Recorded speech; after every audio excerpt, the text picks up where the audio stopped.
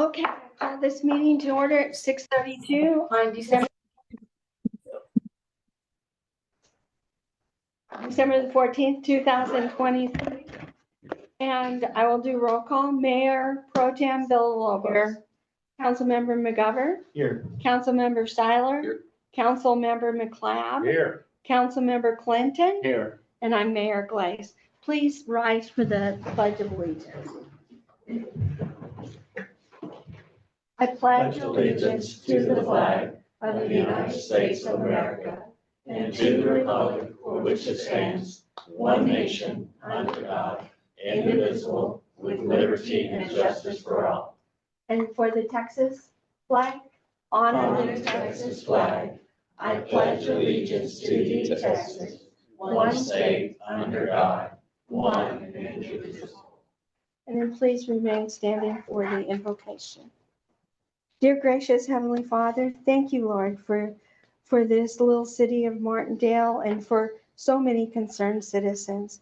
Lord God, we just ask for your guidance tonight as we go forward and govern this little town and choose a design for the Northwest River Road grant. Lord God, we do thank you for the gift of salvation and for the Christmas season. In Jesus' name, amen. Amen. Okay, so we have quite a few public comments. The first one is Mike McLeod. Okay.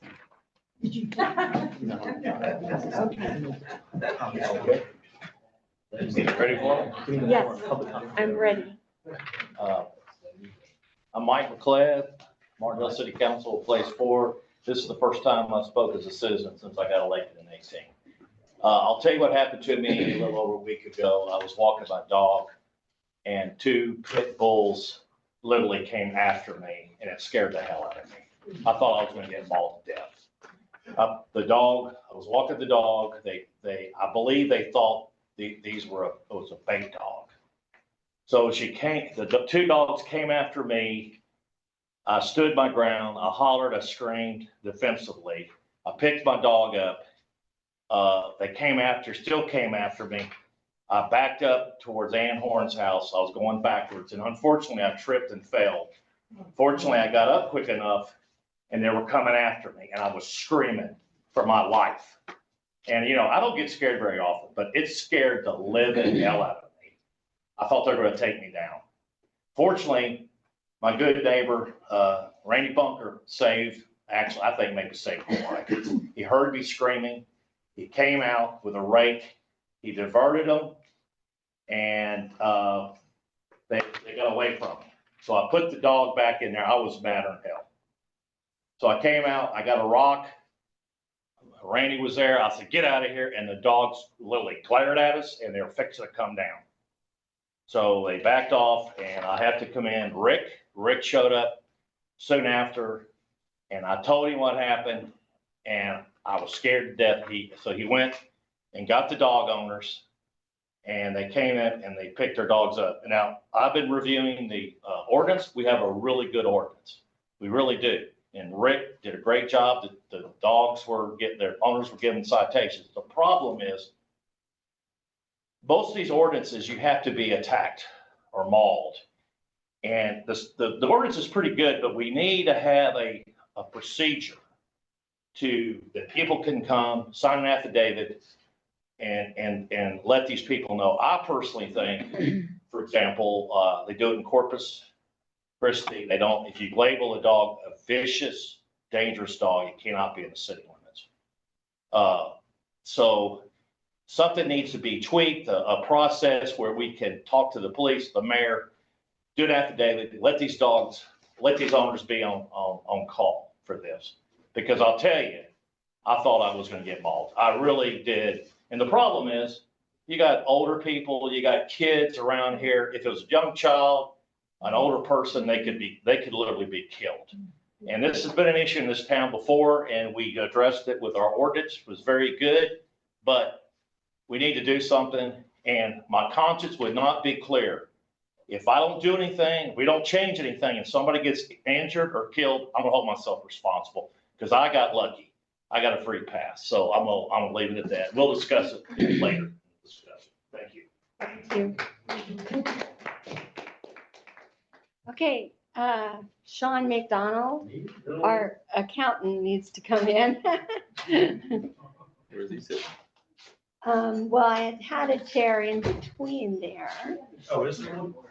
Sorry. You're on the end. I got moved. We're squished. We've got too many engineers in here. Okay, Sean. Hey, everybody. I'm Sean. I live on the street in my little house, and I want to talk about the dog stuff too, because I had vicious dogs live across the street from me as well. And I used to actually have to carry my gun with me when I mow the front yard. It's just the way it was. Because, well, I'm gonna add because one, the city I'm couldn't gonna add do one anything point to about my it. speech. I carry a weapon now. Yeah. I'll leave it at that. And so it's unfortunate the chief of police is not here because he can answer my question. He was here, he had a call. Well, my question was, how much is the fine for discharging a firearm in the city? And does caliber matter, does shotgun matter, rifle, revolver, or what? I'd like to know. When he gives his report, we'll ask him. I'll write a check. I'm not sure. I'll save you money. It's a win-win. I'll save you money, I'll write a ticket for the fine, and I'll take care of the dog situation. Right, and it's revenue for the city and no more dog problems, right? So you gotta ask yourself, would you rather have scared citizens walking around with guns or dogs? Because I see you walking and you walking and you walking. I don't think any of you can outrun any of them dogs. I know you can't. And Catherine was attacked, and that dog went down. So, if it happens, I'd hate to see the city brought to its knees by lack of an ordinance by somebody who gets attacked by a dog. Right? Because it'll happen. If you think the comptroller bill was a lot, you just wait. You just wait. Okay, so I would say really, really look at that ordinance, like you're saying, and, you can label vicious dogs. There's other cities that do it too. Because I really don't want to go out and shoot anybody or anything, but everybody, it's a public safety issue, right? It comes down to public safety. For me, it does. And I see y'all walking all the time with your dogs, little dogs that are just waiting for a big dog to come chasing, right? I mean, that's what they do. They are all very little dogs. Yeah, they're all little dogs. That's right. They're big. I just They're put that big. together. So it's either we have to be very, very careful and not walk our dogs or do it at the right time or carry a weapon or something like that. But then that's not really called freedom that we get for paying our taxes. Yeah. Kind of the way I see it. But I just want to say we really should pay attention to that ordinance to see if you can fine tune it within the 2.2 square miles of the city limits. And then everybody outside of that can do whatever they want. So that's all I have to say. Thank you. Okay, thank you. Marcy Roy? I guess you know what I'm gonna talk about. Might be a dog. Okay. I don't know if all of you know, but my sister was mauled by two dogs and she had 172 stitches and they were about to go after her jugular when her father-in-law intervened with no weapon at all, just jumped right in there and gave her a chance to call 911. Okay. These were not pit bulls that mauled my sister. My sister's wounds, this is about 3 years ago, physical wounds have healed. Those emotional wounds are deep. And I don't know that they'll ever heal. She's not the same. So here I stand, here, get the call from my husband. These pit bulls were coming up from the river and they were stalking. They saw him, they saw our little dog, 9-pound miniature pinscher. That was the appetizer. He was the main course. And it was at my mom's yard where he fell down. Had it not been for Randy Bunker, I wish he was here tonight for me to thank him. He came out with a rake. And Jan ran in the house. She was, and they have a pit bull by the way, not vicious like this, but. Okay, fortunately, Mike was able to get up. He wasn't gonna give the dog away to the pit bulls and run away. That's our baby. But Mike got a pass, and I'm here because it may not happen the next time.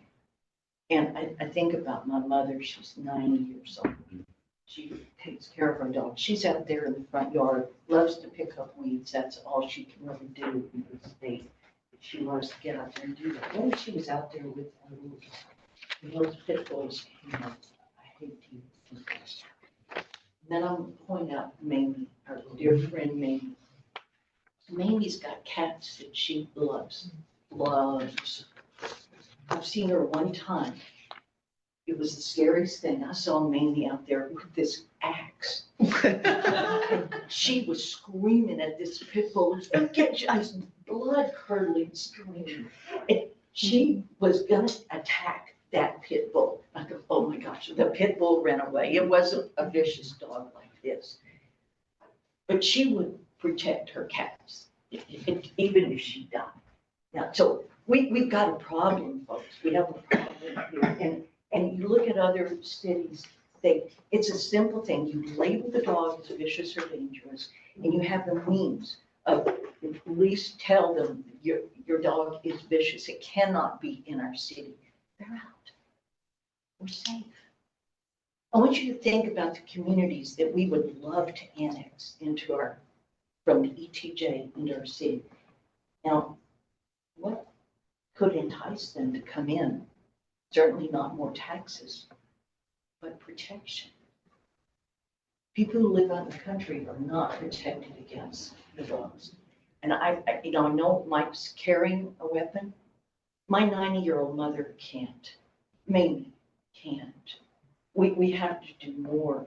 And if we don't, our conscience is going to have to live with the repercussions of this. Thank you. Quentin Matthews. I'm gonna have to disagree. I think maybe you probably could carry a weapon. He thinks she could carry a weapon. She said, I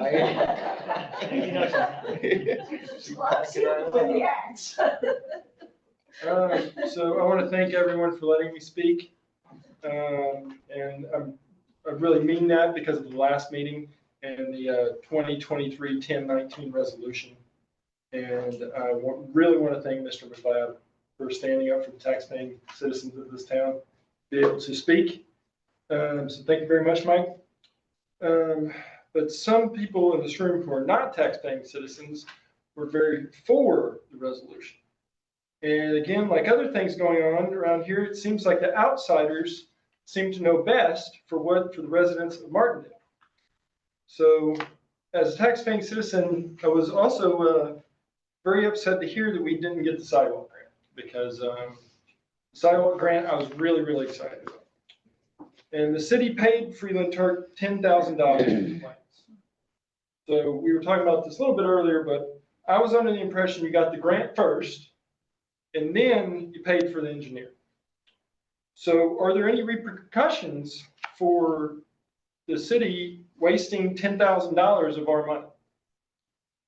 Is the city of Martindale a financial honey hole for Freeland Turk?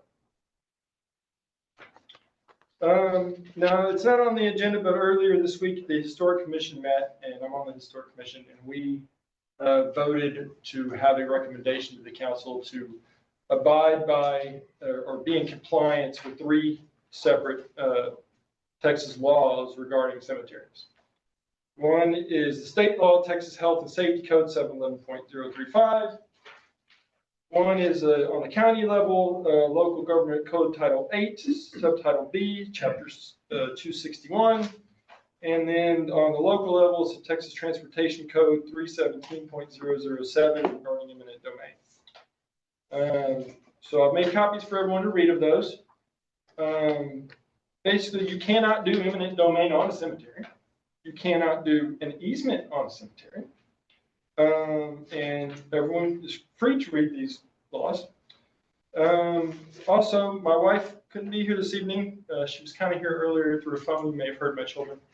But she asked some questions, and she has written them up for everyone to see as well. We regarding statements that appear to be false, exaggeration of benefits, or non-compliance with local, state, and federal laws. HUD defines mitigation as activities that increase resilience to disasters and reduce or eliminate the long-term risk of loss of life, injury, damage to, and loss of property, and suffering and hardship by lessening the impact of future disasters. HUD requires that at least 50% of total funds be used for activities benefiting low to moderate income persons. This project does not meet the requirements of this definition, and that is not what HUD intended for the funds to be spent on. The claim that this project will reduce or eliminate damage to and loss of property is a question. Another question is the claim that emergency vehicles cannot pass in a 2 and 10-year flood event. Another question is the claim that the existing culverts are undersized. The sewer line benefit claim, especially when half of the city doesn't even use the city sewer, they have septic apparently.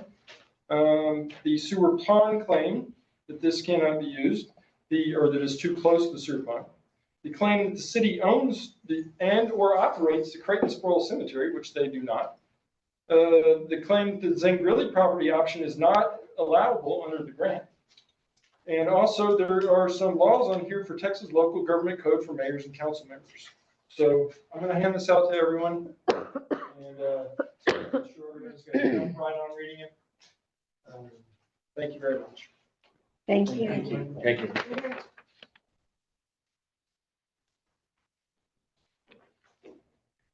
Next up is Mary Beth Harper.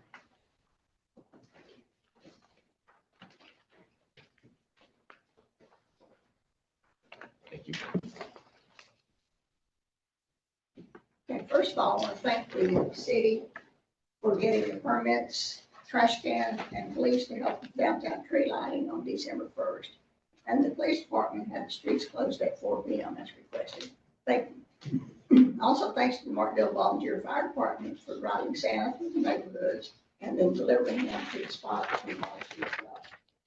A special thank you to the mayor who counted the people entering Cook's store. Okay, the counts were 334 people in Cook's store, approximately 200 kids sat on Santa's lap, and 123 parents and kids came into the library to watch Frosty the Snowman and make a crowd. Okay, so far we've received 32 letters to Santa, and Santa's helper is writing a reply to each one. Oh, you think that costs us stamps too?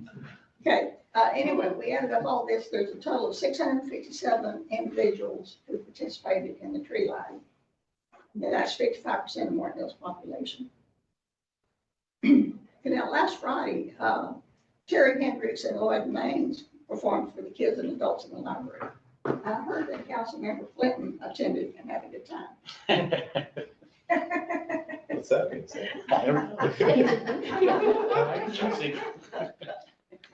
Now, concerning the library service agreement with the city, we've been negotiating with the city for 6 months. At the November 16th council meeting, you were supposed to approve the service agreement that the library had approved. We have a reasonable contract. Then Mr. Wymore pulled out the Texas Business Organization Code, chapter 22.352 to 353. Why did he wait until the last possible moment to mention this? This information would have been much better served if it had been presented to the library back 4 to 5 months ago. This did not leave us enough time to find legal experts in nonprofit law. Plus, changing the date to the council meetings to have only one meeting in December. Okay, right now we're waiting on 2 legal opinions. Okay, finally, in just a bit, the city accounting, Mr. Anderson is going to give a November financial report. Several of the vendors listed supply service to the city. Remember, the library provides a service. Got some examples of service providers are Michael DeFondo, Tommy Rich, Tyler Technologies, there's many others. Okay, no other service providers dealing with the city of Martindale have to provide their financial information, just the library. Okay, the library would like to know if there's an unconscious bias toward the library. Thank you. Thank you. Okay, the next up is Sam Clinton.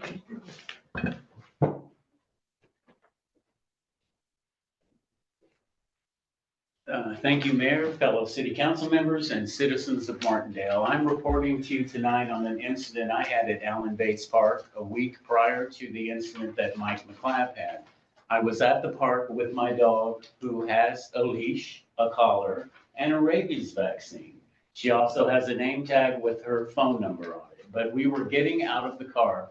As I was getting out of the car, I noticed two gray pit bulls off in the distance near the two blue houses on 1979. At that point, they were starting to walk towards the porta potty in the parking lot of Allen Bates Park. I put the dog in my car immediately, and just to test the dogs out, a gray pit bull, a shorter one, a male with a short tail and a skin condition, he came up to the door opened I had slightly, and I was testing the dog. I said, "Nice dog, good dog, good dog." Its tail was wagging slightly. Shortly after about 20 seconds, the dog started to look menacing and growl at me. At that same time, a young couple pulled up in a car beside me to play basketball. I asked them to remain in their vehicle, please. At that point, the two dogs were walking around both of our vehicles. At that point, I again asked them to remain in the vehicle. After about 3 minutes, two males pull up in a white SUV and immediately put the dogs in their car. I questioned one of the males and I asked him, "Is your male dog friendly?" He said, "Yes, my dogs are very friendly." At that point, I didn't want to have a confrontation with them, so I stopped the dialogue at that point. Our police force does not have the capacity really to catch dogs. They might have a noose, but they would then have to put them in a cage and put them in their vehicles. At this point, we are relying on animal control from Lockhart. We have an interlocal agreement, but it's very loose. I have tried several times to get a animal control officer to come to pick a dead dog up on 1979. They wouldn't do it. They said TxDOT is responsible.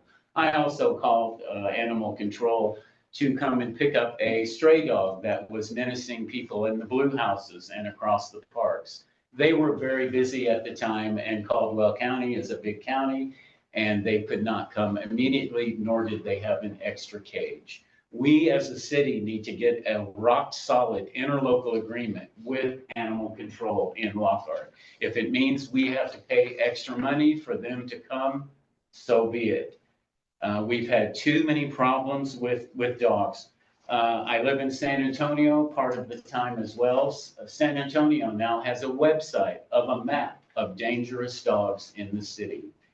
Recently, a dog was shot by a law enforcement officer after the owner of the dog, who had the dog on a leash, was tased, and then he let the dog off the leash. The dog approached the officer and he shot the dog dead without even being attacked. So these problems go on in San Antonio and other major cities of Texas. If you would like to hear about these recent incidences in San Antonio, look it up on Google. Thanks so much. Thank you. Next up is Stephanie Carl. Hi, y'all. I appreciate the opportunity to speak here today. And at the risk of sounding like a broken record, I do want to say a few things that we had mentioned in the meeting before. I just want them to be on record, and I do have a couple unanswered questions. Transparency, communication, honesty, all that stuff is so huge, so important, just as for ourselves as humans, but also for government and this sacred agreement that we have together. I'm a little disappointed that the public Q&A, I believe that in the email that went out on Monday, it said, below is a link for the new design. By the way, we appreciate having that. Appreciated having that on Monday. It says we will have a public forum at 5:30 for the council and the public to ask questions and view the maps. Y'all, the public was not invited to that. I got a screenshot of that email from someone who happened to be on the thread, okay, on the email chain. The general public should be invited. It should be put on the city council website, and you know who should be invited is not just the affected property owners, but the low income populations that this grant is supposed to be benefiting. They should have a voice here too. how do we publicize? How do we involve everybody in our community in a way where we create meaningful dialogue, right? Number two, where was the city council at that Q&A that we had?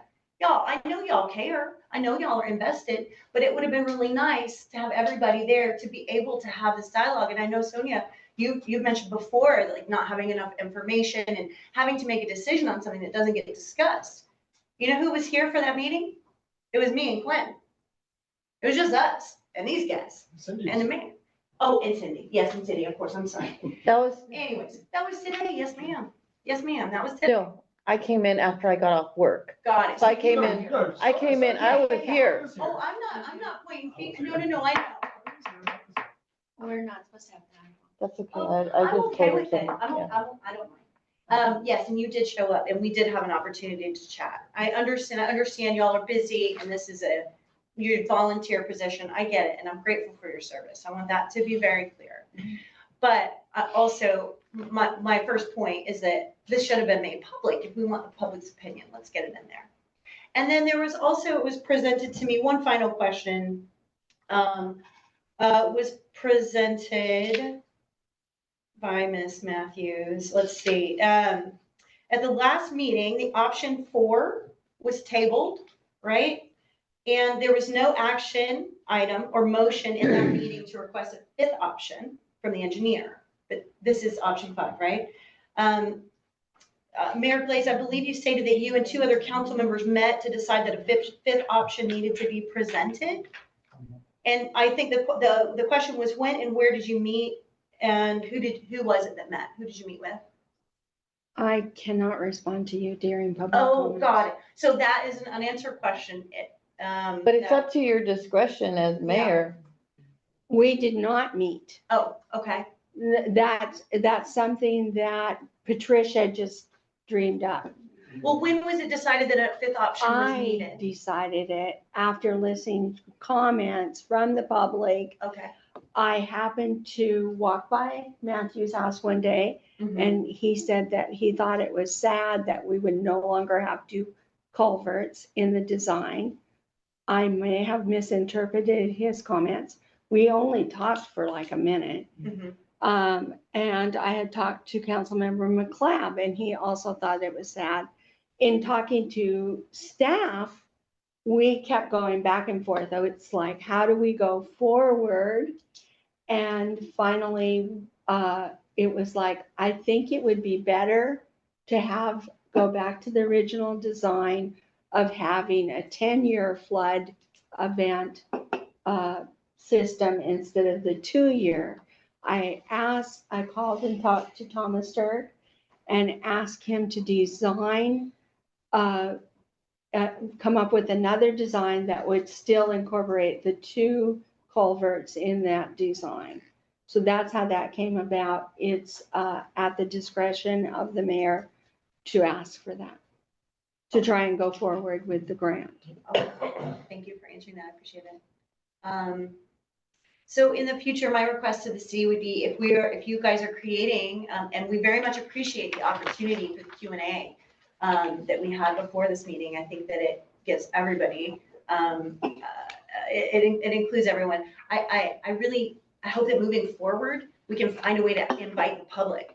If it's a public meeting, it should be advertised to the public. It should be on the website and people should be invited, not just the people that are on the email thread. Thank you. Okay, then our last speaker is Matthew McGovern. Mayor, we have one more on Zoom Okay. after Matthew.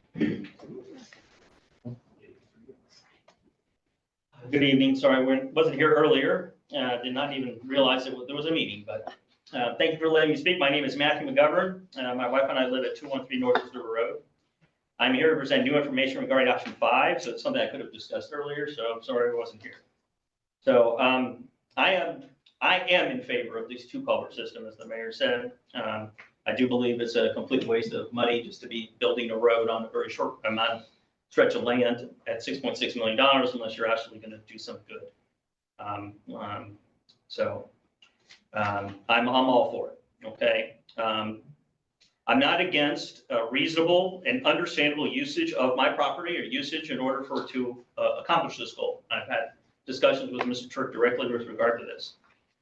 I have spent 2 years politely asking, why so much land? This project has always been about, for me, we're just gonna take 20 feet. We're just gonna take this land. And so I want some reasonable explanation as understanding why. I got told for 2 years that the water line could not be on the north side of the road.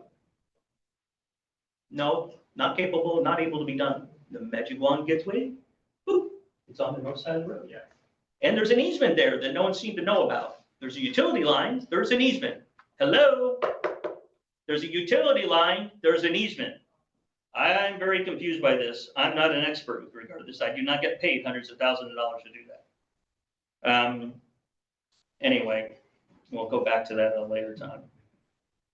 I want to stress to you guys another point. This road project was originally for 22 feet and it was changed to 24 feet. Number one, wider is faster.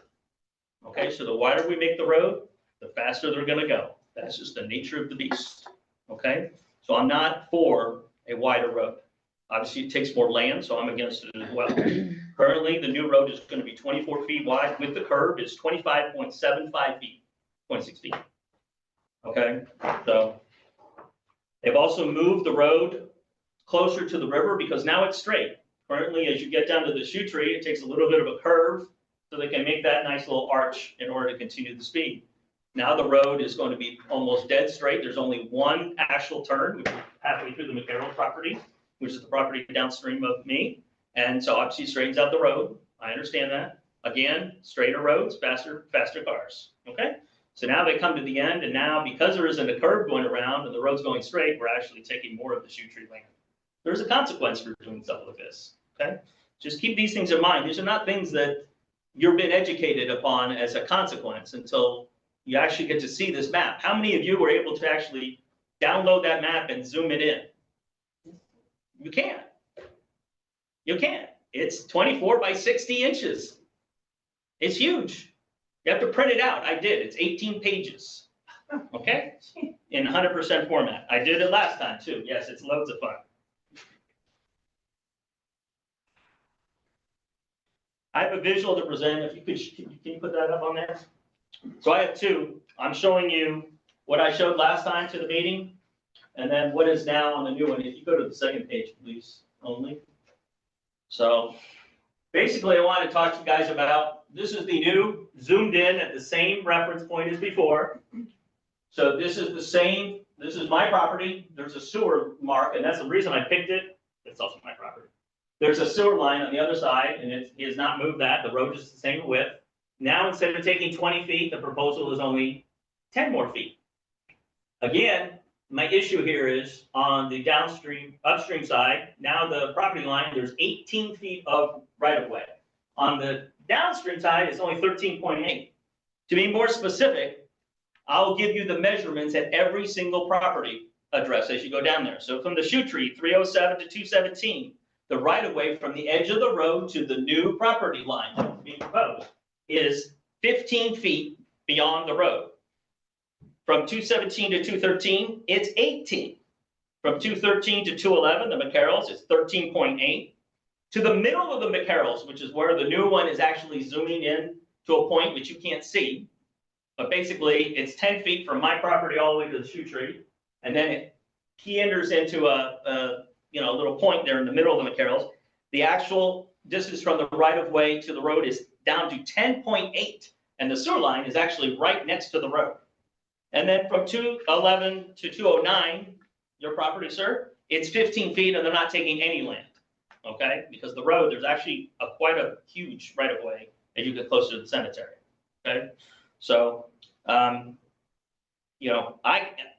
more disappointed that the issue here is if we're going to use the standard that is established, but we had a discussion about taking people's lands, what is the standard? 50 feet is the right-of-way requirement from the center of road. Okay, we just did Riverview down the street. We approved their subdivision. They had to go 50 feet, so 25 feet from center of road. The center of this road is approximately 26 feet wide, so 13 of that 25 is in the road. The remaining standard right-of-way beyond the edge of the road is 12. So the whole premise that I've always said is I have no problem taking land. But the premise should be from the development side. It's from the road out, not from the current right of way. Draw the line, the straight line from the road. So we don't have 18 feet on my downhill stride. We're down to a much smaller amount of land. We're protecting my trees. No, we're not gonna help Mrs. Martin at the shoe tree. Those trees are gone. If we approve this and it goes the way it goes, those trees are gone. Some of them are already in the right of way, so in theory, they don't belong there. Or they are subject to the discretion of the city, but they still are trees, okay? But my point is, this has been very frustrating to me, that we are using an engineer who's teaching us, trying to use standards and doesn't apply it on the same project. I've said the same thing for 2 years. Reasonable, using a standard. This is not using a standard. It's taking land for a purpose without explanation. The explanation should be from the road. Okay? So I've given you the handouts for this to explain it. I appreciate your time with regard to this. I'm sorry they'll keep wasting your time with regard to this, but I've said this thing over and over again. And you already know all that.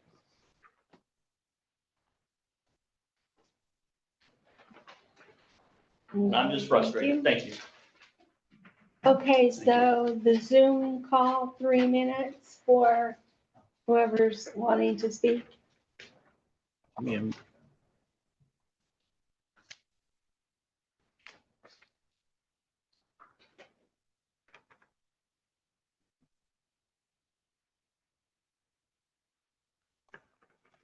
Patricia, can you hear us? Oh, yeah, I'm sorry. Quinn was supposed to tell you that he presented to you already, my concerns. They're in writing. Y'all have them in front of you. And I didn't want to waste everyone's time reading that. He went through the bullet points of it, but I do hope that everyone will take the time at their leisure to read, as I did research the grant, the archaeological study, the environmental study, and several other documents. And I did pull directly from those documents. So everything in those documents is facts that have been written that appear to be completely false. So I don't think that it would be ethical to proceed forward with this project without clarifying why these things are false. I also don't think it would be ethical to proceed forward with this project knowing that it doesn't comply with local, state, and federal laws. Thank you. Okay.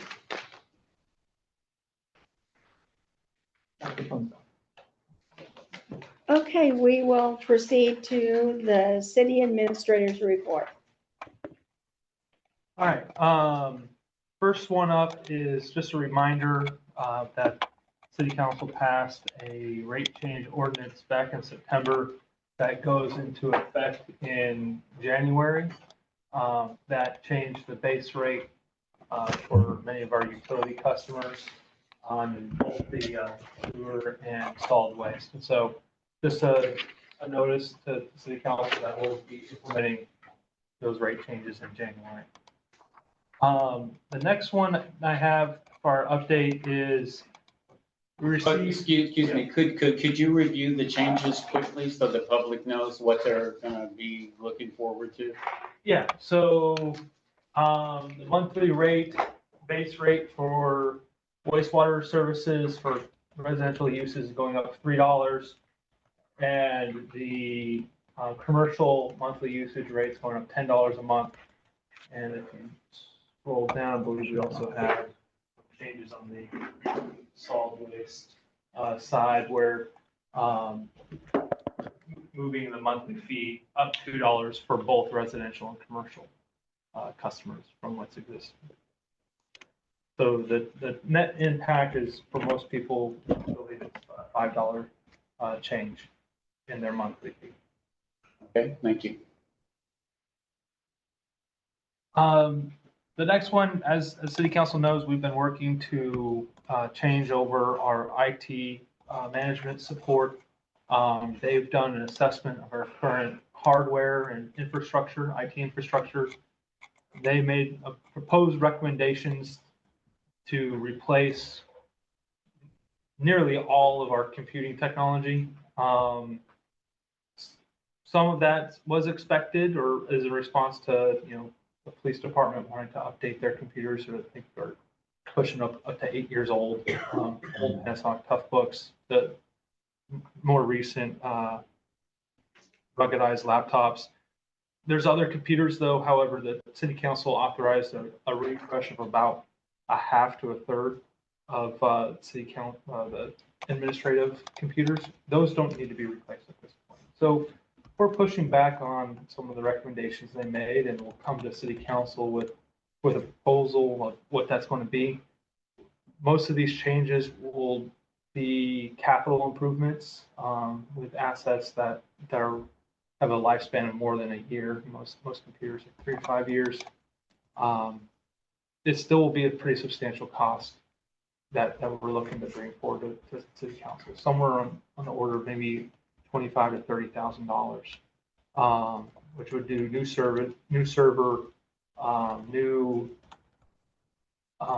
that's the biggest cost. And then the police department ruggedized laptops, those have a pretty substantial cost as well. And so those are the big cost drivers. It's those two things alone put us over $20,000. And then so we're trying to limit the rest of the expense, because I know we have other planned uses for some of those capital funds. Probably that'll come up in January. I imagine we'll probably have maybe the second meeting in January, we'll probably have a list of proposed to council for approval. The next item for the administrative report is building permit fee structures. So under the through legislation passed by the state in the most recent session, cities need to update their fee structures or revalidate their fee structures every 10 years. Our current fee structure is more than 10 years old, so it has to come up for reevaluation.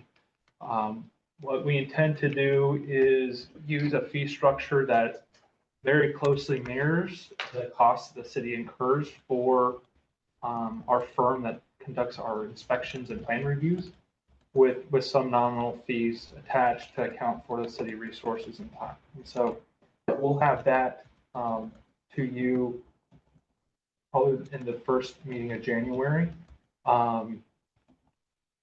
Some of it regarding residential construction changes from a value-based approach to other flat fees or square footage-based fees for how permits are done. That's to comply with the most recent state regulation. That's all I have. So any questions? This is our current cost, First House's current cost, right? Yeah, so we're contracted for current costs, and our fee structure being misaligned with our contract is a risk to the city. You've discussed that many times. This is out of whack. Okay, any more questions? Okay, then we'll move on to the city accountant.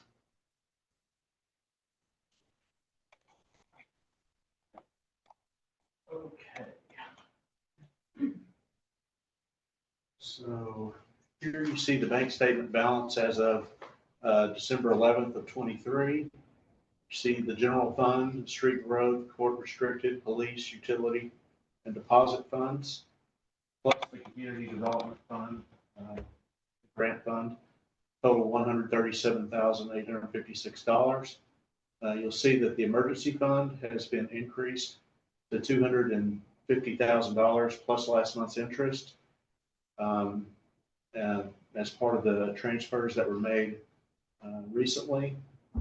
You also, if you go down to the long-term capital fund, you'll see that the excess funds for capital were transferred there after the last meeting. I prepared a subsequent report to this that also broke out the mobile funds of some $14,000. I guess it didn't make this slide, but the park mobile funds have been segregated.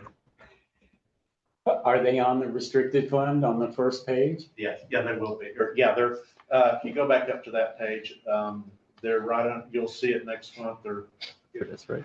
oh, there you go, 14. Put a little box around it. Are you happy with that? Those are the ones that everyone's interested in. So, yeah, Thank there's you. your park mobile fund. Right there. Thank you, Adrian. General fund, and we said November report. This is actually October financials, December cash balances. I don't know which month this really is. But anyway, $31,000 worth of income in October. There's not a lot of income in October. The property taxes, the first line, you see they've just started trickling in. And if anything, that's probably residual from the prior year. $31,000 in the current month. Personnel expenses, $36,186. You see reimbursement from the utility fund to offset that. And then we have operating expenses on down the line there. Do you have any questions of any of those line items? Then you see the reimbursement from the utility fund for overhead, another $4,095. So it looks like in the month of October, we spent about $7,000 more than we brought in. And that number greatly changes once you get into November and the property taxes start flowing. I don't think the property taxes are coming in as fast this year as in past. I think a lot of it has to do with Hays County has still not mailed their tax bills. And so no one knows their school taxes yet. So I imagine the Caldwell County bill is sitting on everyone's desk waiting for their Hays County bill to come. And then the money will start. I did get an email from the Hays County Tax Office yesterday that they expect to mail the bills out by the end of the month. So I'm not sure what's going on over there. But anyway, you see other expenses, and then the bottom section is contract expenses, so that probably trickles on to the next page. So, $10,000 there, and then bottom line. Oh, yeah, I guess I misspoke. The bottom line, we've spent $19,000 more than we brought in October. The budget column there, that's the new approved budget. You see it balances to zero for the year in the general fund. And then on down, you should see detailed payments to vendors. This is percentages. I'm sorry. We can probably skip beyond that. They don't mean much in the first month. Okay. Now here's your vendor payments for the month, people we spent. Okay, go on down through those.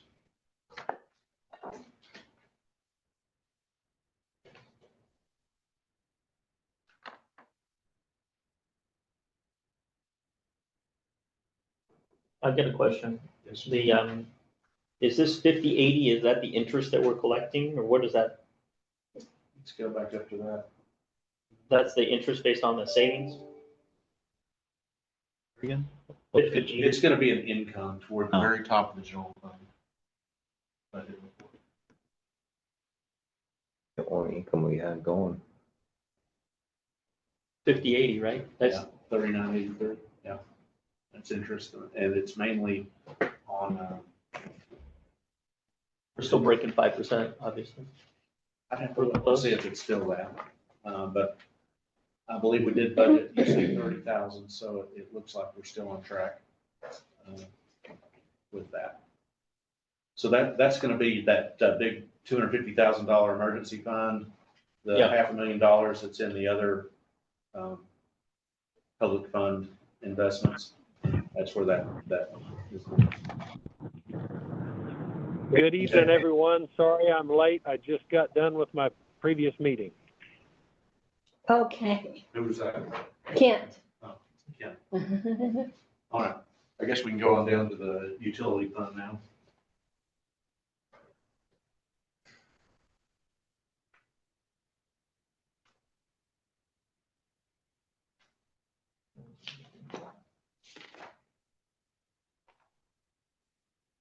There, you see, we brought in 27,927 in October.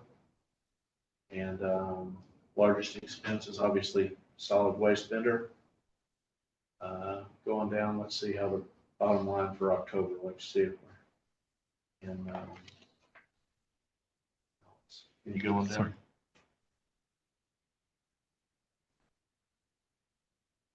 It looks like cash flow of $1,000 utility funds, so that's good. You can look at the vendors on the next page. Okay. And, and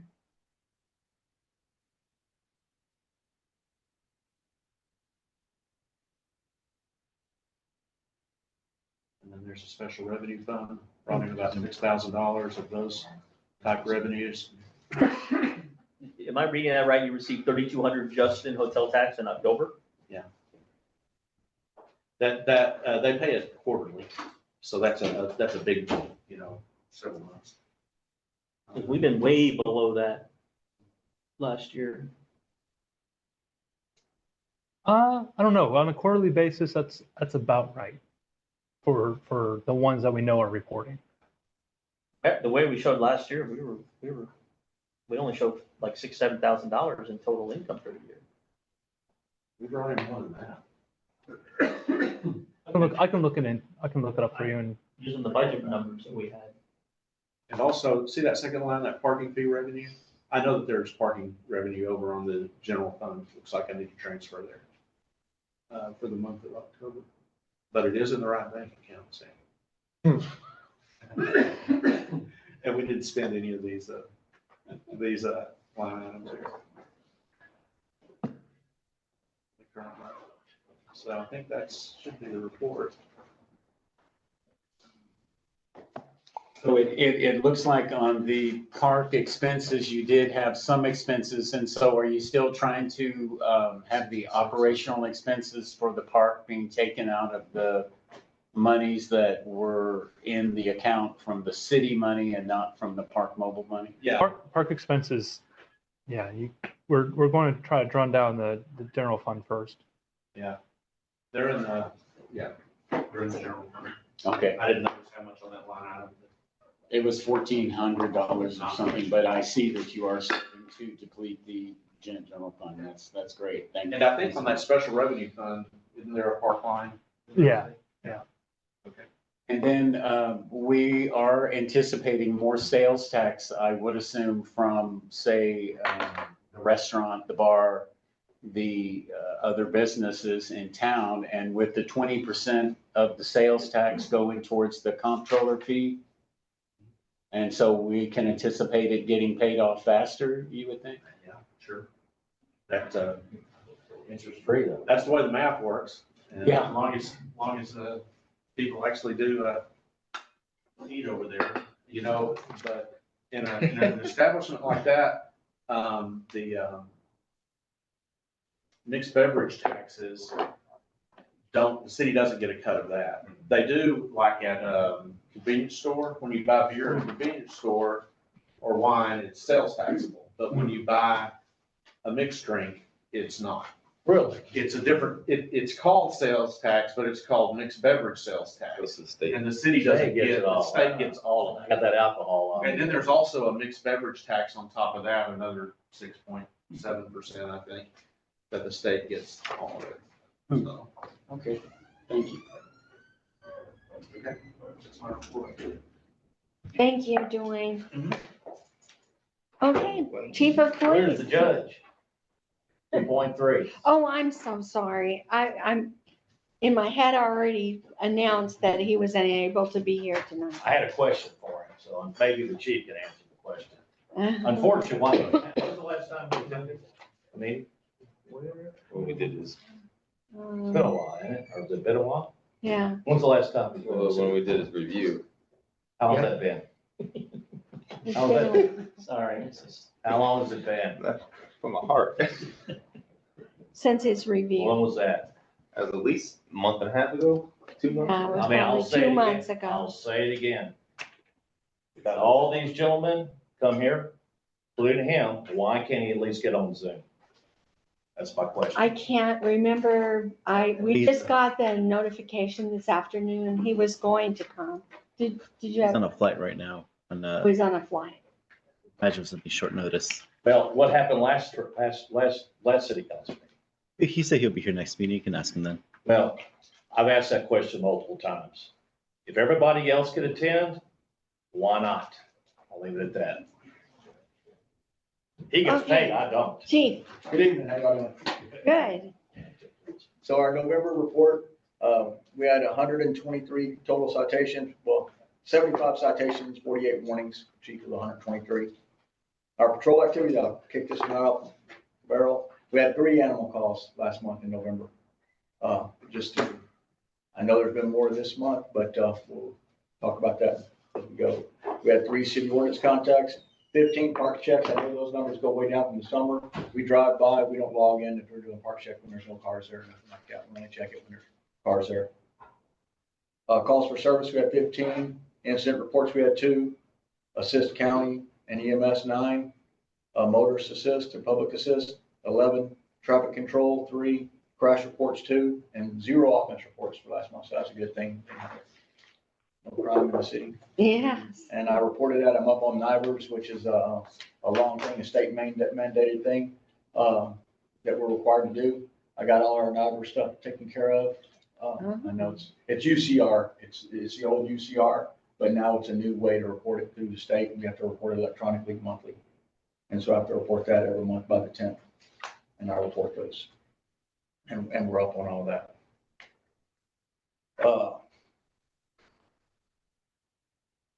Of those citations, speeding is our biggest thing again. 62 of those were speeding. As far as code enforcement, checks for unauthorized buildings, such permits, he had 1. Public contacts for code violation, 1. Hanger notices, he did 8. He drives around and hangs up that notices on people's doors for miscellaneous things. 8 of those, and 2 written reports for continued things that we're looking at. And that's pretty much for that. I know some people have some questions for me, so I'm ready for whatever they got. Can I ask you a question, Chief? Yes, sir. I guess you're aware of the potential dog mauling for myself. I know that'll be at next month's report. My question to you and our ordinance here on, it says, maybe Ken can ask this question too, since we don't have the judge here, that I can ask this question too, which I'm very disappointed. I'll say it again. On 9.95.14 penalty. C, the first violation, 9510, control of vicious animals, dogs that are dangerous to person, shall be guilty of a Class C misdemeanor, and upon conviction shall be fined a sum of $250. In each and every day's violation shall constitute a separate and distinct offense. Subsequent convictions for any violation of this chapter shall be fined an amount of $500. My question is, it was 2 dogs. Would that maximum fine be $500? Is it $250 per dog? Since there was 2 pit bulls coming after me? I will answer this. I stay out of the fine business. I don't have nothing to do with fines. I go out and enforce it, and what the courts fine someone is up to the courts. I don't want to be in the fine business. I want to stay out. Okay, I got the question for you, bud. What do you think the fine's gonna be for almost getting mauled by 2 pit bulls in front of my mother-in-law's house? So I want to ask that question to you, sir. Since the judge is not here. Yeah, so it would depend, and I'm not looking at the ordinance, but I can tell you that this is a state law driven issue, because there's state law that deals with this, and so essentially we're bound by the confines of state law, and we must act in a manner consistent with it. So what's going to come down to is how many citations are in fact issued. And if the penalty is set forth Is that citations for that dog owner? Is that citations for that one? Is that the citation for that one dog owner?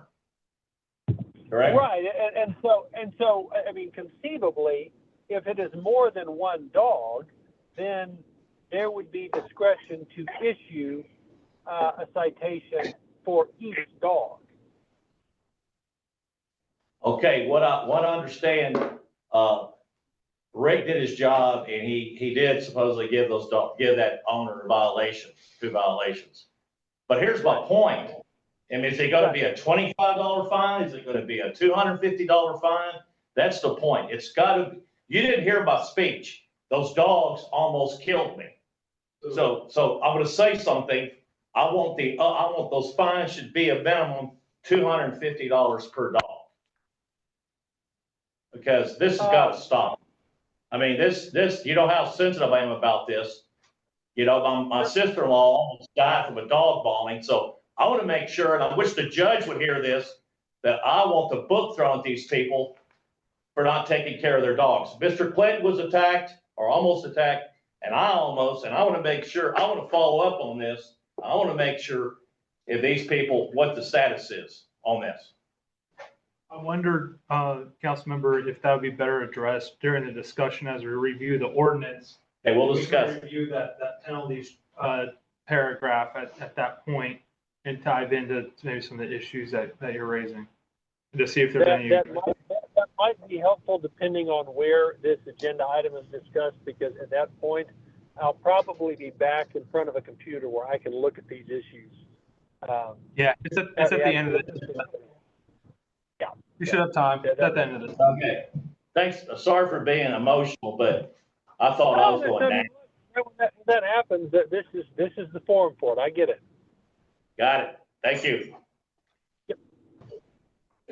I had a question about some warning citations that you gave out during October for various, I don't know, nuisance buildings or RVs or, these were all warnings, but when do you anticipate complete enforcement or response from your actions? So we gave them 90 days to correct everything. So I'll look at the dates. I don't have the physical dates in my head right now.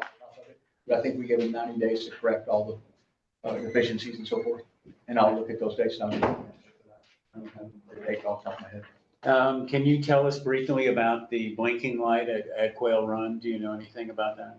So I called for TxDOT when I saw the stands were going in and everything else. They're just gonna put a light there, and I assume, this is just my assumption, the way that they got the thing marked up, there's gonna be a T intersection at some point in time. There's someone's gonna come through and fix that other side of Quail Run all the way through to probably where that smart terminal is gonna be.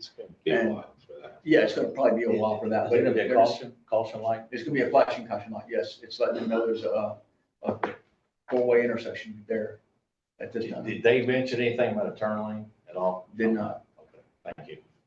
And then we do have some engine brake signs that we need to put up in the TxDOT right of way. I think we still need to work on that. Correct. Okay. And we need to also work on the no-through trucks on Quail Run on the city side of Quail Run there, so we can have that, so we can get ahead of if trucks are gonna come across 80 there into the city, so we can stop those no-through trucks. They're coming through now. Right now, a lot of gravel trucks, a lot of other trucks are coming through because all that construction going on over on 621. So What can we do as a council or system around getting these signs ordered for the no-through truck? We just have to do it in, I believe they're already ordered. I think they're on order. They're on order? did we order a stop sign, June? It's already, Yeah, that's all. we've got a ordered. stop The sign. stop sign's in, we just gotta get that stuff and we gotta get the others. I talked to Adrian about the no Oh, through yeah. stop sign, so it's all ordered and Okay, we're just in a holding mode to get it On an done. ordering thing. okay, thank you. That's all I have. Thank you, sir. Appreciate it. Yeah, Thank you. Appreciate y'all. Thank you. Okay, so wastewater, Pete's not here. Pete's usually good about being here, but he's over fixing somebody's sewer. So, Okay, I'm gonna be tough on you. so he'll be with us, next month. Okay. So the first item, 3.1, Karina Salmon was the one who had asked for this. She has withdrawn her request, so we will not be dealing with that tonight. So we were gonna move on to 3.2, talking about this new design for Northwest River Road. And I'm gonna let the engineers tell us about the new design before I ask the council to vote on it. Me do, you wanna do it? Okay. All right. So we have the Yeah, it said- map that we were looking at before. So as the mayor said, she called and requested to come up with one more option that showed the additional box culvert, knowing that that would require some additional easements on the south side. So option 5 includes both barrels of box culvert, which gets us back to that 10-year design storm. The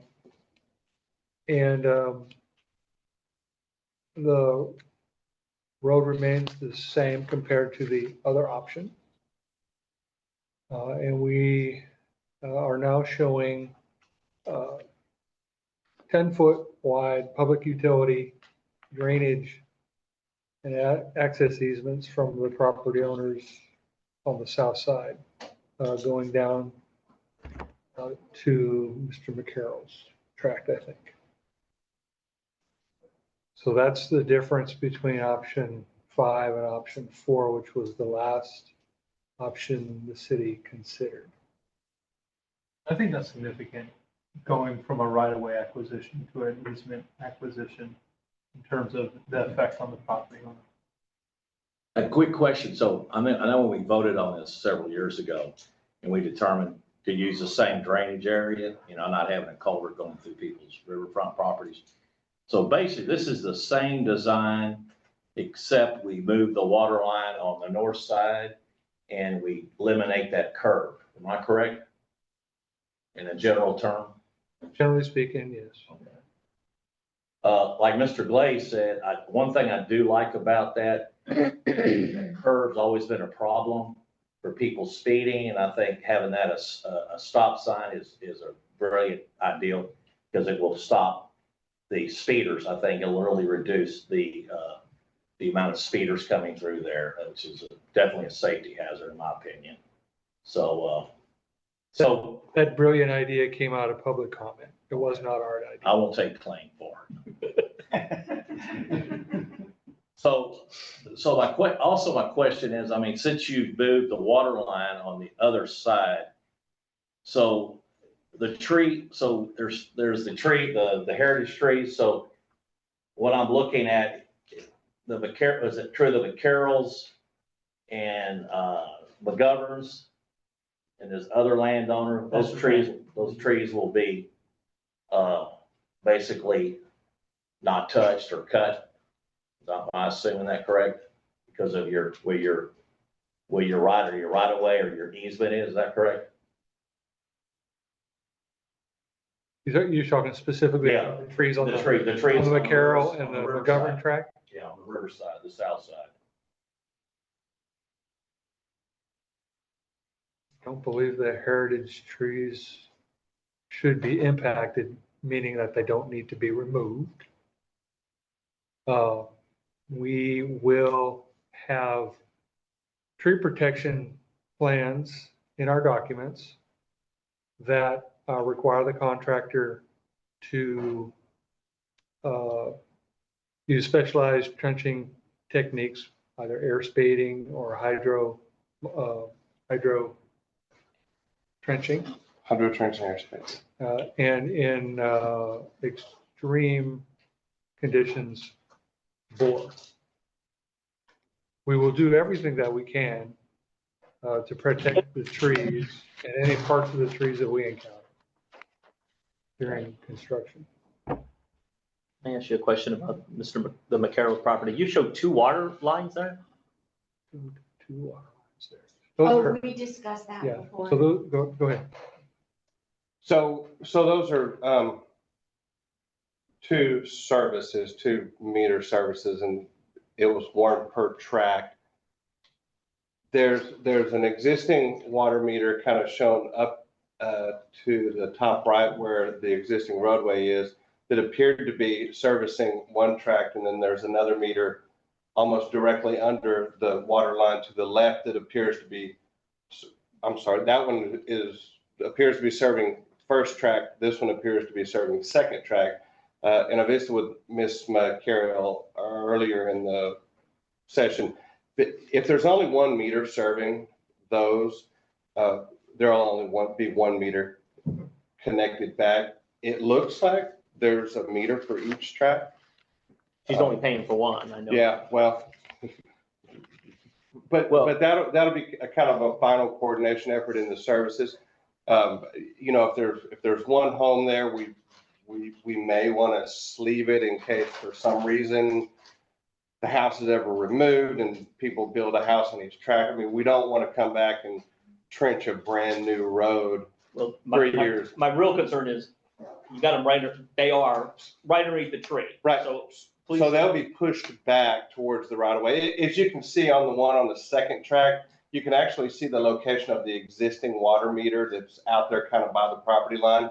What we'll do is we'll bring the service lateral to the new meter, replace the meter, but everything downstream of the existing meter is considered yard popping. That won't change. So it's a little exaggerated to show it's coming in, but it'll actually be connecting, tying in very close to where the existing meters are, or in the case of the sanitary sewer laterals, where the existing sanitary sewer laterals are connecting more or less at the property line. The public utilities typically aren't responsible for the yard side piping, and so that property line is the point of demarcation.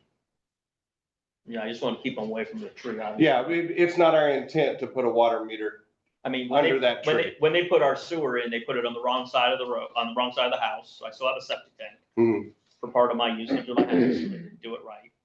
And then they put it literally right underneath the live oak, which is, absolutely, silly. So. Tree roots are not good in sewer lines. So they should have put it. Try to avoid them. They did it wrong already once, and then, Who did that? Hmm? Was it? When they did the sewers back in. City sewer. They hooked it up in the wrong side. I actually have a macerator because of the septic tank on the right side of my house, and my sewer's on the left. Because we can't use that word in public, what I call them all the time. Remember when I first moved here, I kept asking for the records request for the sewer line. No one has anything on the, but we've talked about that, yeah, so. It's not there. It's on the wall of the map. Yeah, no. The map's on the wall. No. That's what we got. No. I know, trust me, I know. I know you That's know. what we got. I know. So, again, going to my next, part of my public comment is, I understand, and I'm obviously happy about a lot of this. We've had a conversation before.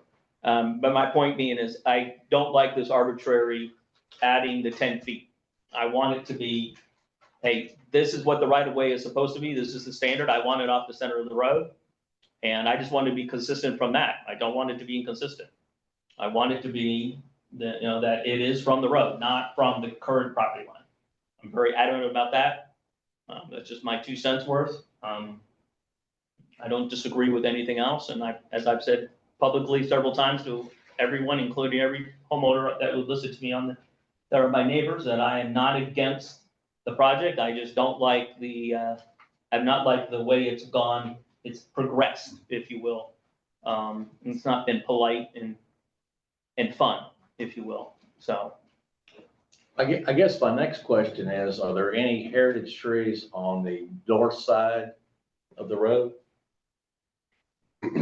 So I can tell you that band of trees, starting from about 1351, the tree number there, the band of trees on the Jose Lucio property, starting there down through there, are all identified as Weisach. Yeah. There are no sizable trees. There's some live oaks and some red oaks over there that have property needs, but they're not very big. Those trees identified that appear to be impacted by the Clay has a water. nice, on his property, but he would like for you guys to take it down. Yeah, we know that, we have. Those are all Weisach Yeah, they're nothing, they're all. Another reason I want you to of be various sizes. 12 feet from the road is my fir oaks are right on the edge of that. And that's another reason I want it. So let me ask another question. So walking that street, there's probably two properties that are gonna be affected. The Quentin and Patricia's and the house next door. They will, was it 15 feet? Right? Is that correct? For as a right of way or an easement on those two properties? No more than 10. Yeah, going upstream. Upstream. Upstream. Quentin and Patricia's current house. Yes, that one and the next door to that one. Yeah. And Yep. I would assume y'all will do the driveways, they will replace. The reason I'm asking this question, because when we go downstream or upstream, I'm gonna be in the same situation with where I live, where my wife live. I've got a tree, it's in the right of way, and, I know the situation, that's why I came up with a boring situation that I wanted to possibly save that tree. So I want to let everybody know that eventually it'll be coming down to my part, down to where we're at. So, I do like I said, I do like moving the water line, and there's less people affected by it because most of those are larger pieces of property, except for those two. However, they will get a new driveway. Those properties are similar to where I live, very similar. I got a very, very small front yard and I got a very large backyard. So a lot of my front yard is in a right of way or an easement. So already, okay, that answers my question. So the water line coming from the north side going over the south side of the road, are the water lines going over the culverts then? Those will be. So the water lines that are running perpendicular to the roadway, those are the service laterals. Those would be like the 1-inch copper lines jumping from the main over to the meters. And those will be on top of the culverts. And then how about the sewage? I know we got the sewer line on the north side. How is it getting? That's the whole reason why there's another sewer line on the south side. There's a sewer line on both sides of the road because that culvert prevented us from gravity draining underneath it because it's so big and so deep. So that required the second sewer line on the south side of the road, but it will down where the low starts kind of in front of the cemetery property. We were able to chase the grade between the two to be able to get back underneath the culvert to tie into the sewer line. So there won't be any sewer lines crossing the culvert. Sewer laterals. The laterals, the sewer line on the north side will serve the properties on the north side.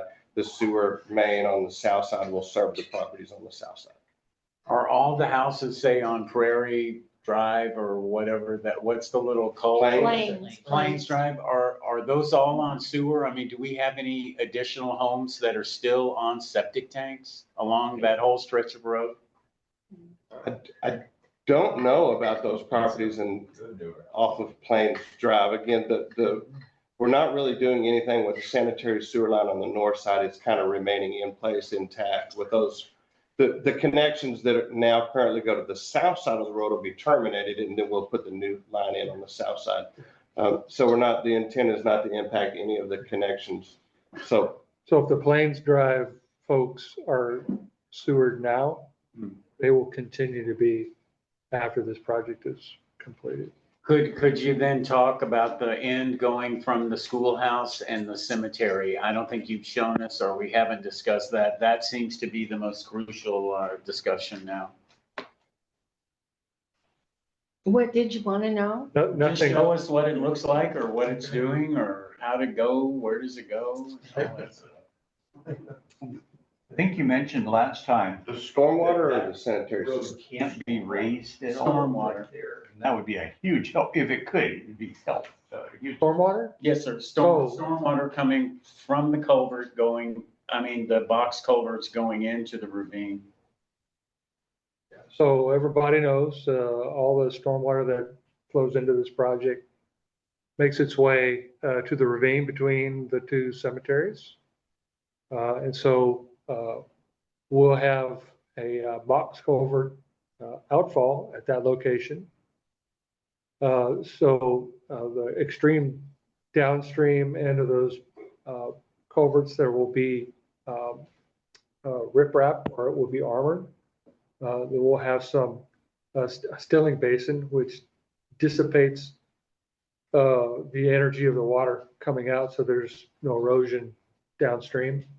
What we try to do is match the existing velocity that's there today, so that there won't be any erosion. And then you see the two large red boxes there. Those are basically retaining walls to hold the earth back. It allows us to take up grade difference between the road and the bottom of the culverts in the ravine. So, And so, a quick question, so that, once you put that design in, that would probably prevent less erosion than the set that we have right now, naturally, correct? Just with a. Well, so the erosion potential will relatively stay the same everywhere downstream. Our intent is to match the existing conditions coming out of the culvert, at least match the existing conditions. If we can improve on that, then that's a better condition. Okay. But the erosion you're seeing on the side of the road and up near the existing head wall, I mean, that's all gonna get rebuilt. Not as much water is gonna be dropping off of the road down that ravine anymore either. It's all gonna be in the culverts. So any, we're definitely gonna minimize the erosion potential on the side of the road and kind of what you see as you drive through there. Because I think, Mayor, you could probably, wouldn't have a clue, but I know, I've been on council for a while. I know we have spent a lot of money on that low spot by the schoolhouse with that low area. I mean, it's like we're constantly repairing that section of the road because it goes underwater so much and standing water. Can it be crowned quite a bit? No. Just that piece of road, can it be crowned so that it does drain out? No. That portion of the road, we actually want to slope down and slope toward the river. So, I mean, we're going to be minimizing the amount of water that's in the roadway and coming out there currently, but not all. There's still some localized areas that'll drain through there, but we'll probably strategically place a few inlets on the north side of the road in some of those channel areas to help capture that and get it off and away from the road as soon as possible, best we can. So real quick, clarify. So as we speak now, that road, that area has always got puddles in it after rain events. So that will be eliminated with this design. So we won't have standing water over that particular crossing. That's correct. Okay. We'll design it to maintain positive water flow off the road. Okay. Okay. Thank you. I do want to thank you all for all of the work that you've been putting into this, all these trips, and also for Jessica being here. I think, we've tried to recover not having meetings 2 years ago to having quite a few meetings now. And I really appreciate all the work that you have put into this. Well, thank you, Mayor. And I would like to say that we've received a lot of really good input that we've weaved back into our design. We've got a lot of really good comments. We got a lot of really good questions that hopefully we've been able to answer. Yeah, it's taken a little bit longer than we all hoped, but at the end of the day, this is your project. You have to live with it in perpetuity, and we want to make sure that it's what you want. May we ask a question? Yes. You go back to the south side or the corner? I just had a real quick question because I was a little confused. Stop sign. The new stop sign? Stop sign. Sorry, that's not talking. right now we have the curve. How does this engineering affect the semis or large trucks and turning? And does that make sense? Yeah. That was, I was thinking about that when we started talking about this, was the amount of large trucks that we do have coming through. Maybe not trucks, but bale haulers. Well, there is I'm trucks. thinking School about more buses. the trailers. Well, that even, you guys even, are going through. even if you have a moving van coming in to move a family down there somewhere, we'll run some truck turn models on that corner. It probably won't be a hard corner stop on that inside. There'll probably be some radius to it. And if we have to kind of bulb out the top side to allow for those truck turns. Yeah, I mean, Because you have to do that, right, it's for normal. Okay. those final design details we'll work out just to make sure we're covering that. No, and that's, I mean, that's not see how the Plains Drive comes out with some radius? Yeah, may not be that much, but. I apologize. Okay. I wasn't here. Yeah, no worries. Thank you, Mary. Appreciate it. Okay, are there any other questions for? I was asking about that, that's gonna be a two-way stop, like cars are stopping, driving both ways? Yep. That's what we're proposing. It's a two-way stop. To slow traffic down. That's a big improvement, in my opinion. It's huge. Yeah. That curves the problem. Actually, that was one of the requests I made. Are you uncomfortable with that? No, I was just trying to make it make sense. Like, I mean, I get it, you wanna stop traffic, but really in all actuality, cars aren't gonna, they may stop, they might blow through it, He'll get them. We have somebody to take care Yeah. Yeah. and I have a radar detector. Oh, you got a bill there. It's your blow dryer. Yeah. No, Yes. I was just asking, I just wanted to know if it was. Jared has a comment. Yeah, I just wanted to say, I really appreciate Freeland and Turk and what they've done for the city. They've received a lot of disparity comments that are really unfounded and a real shame. So when we went through and did the hiring, the contracting procedures prior to putting in this grant, their firm was one of 17 that submitted proposals. And the city took a very thorough analysis of those. And those included very large firms, some medium-sized firms.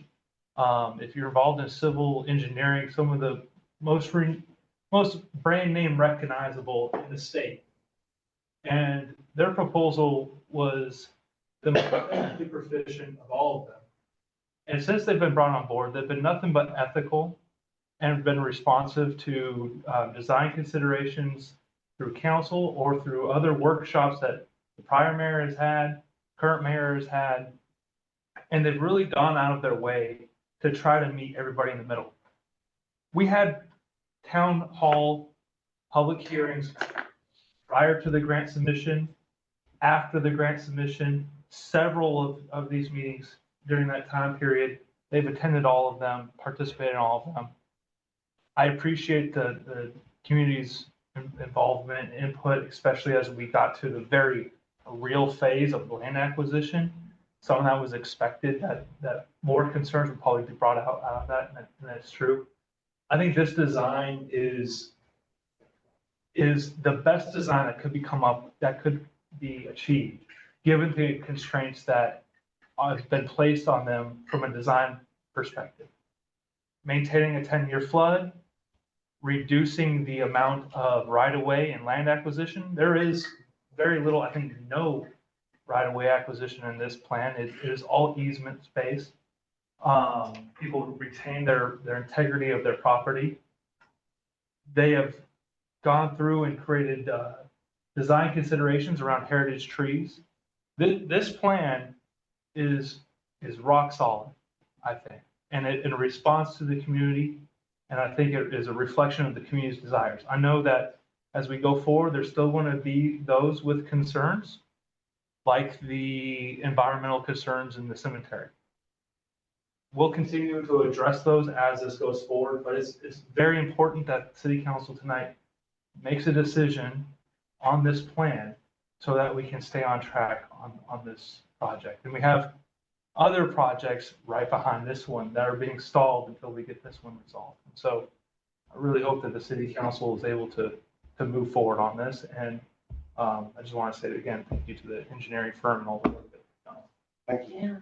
Yeah. I had a question, thanks, Jared, though, about the cemetery, and Quentin and Cindy both have expressed recent concerns about easements, right of ways, sonographing and all this stuff. I mean, with the reports that they still have to present, I mean, are we fully confident and conclusive that your work there is matching, that is aligned with the concerns of the cemetery and their constituents?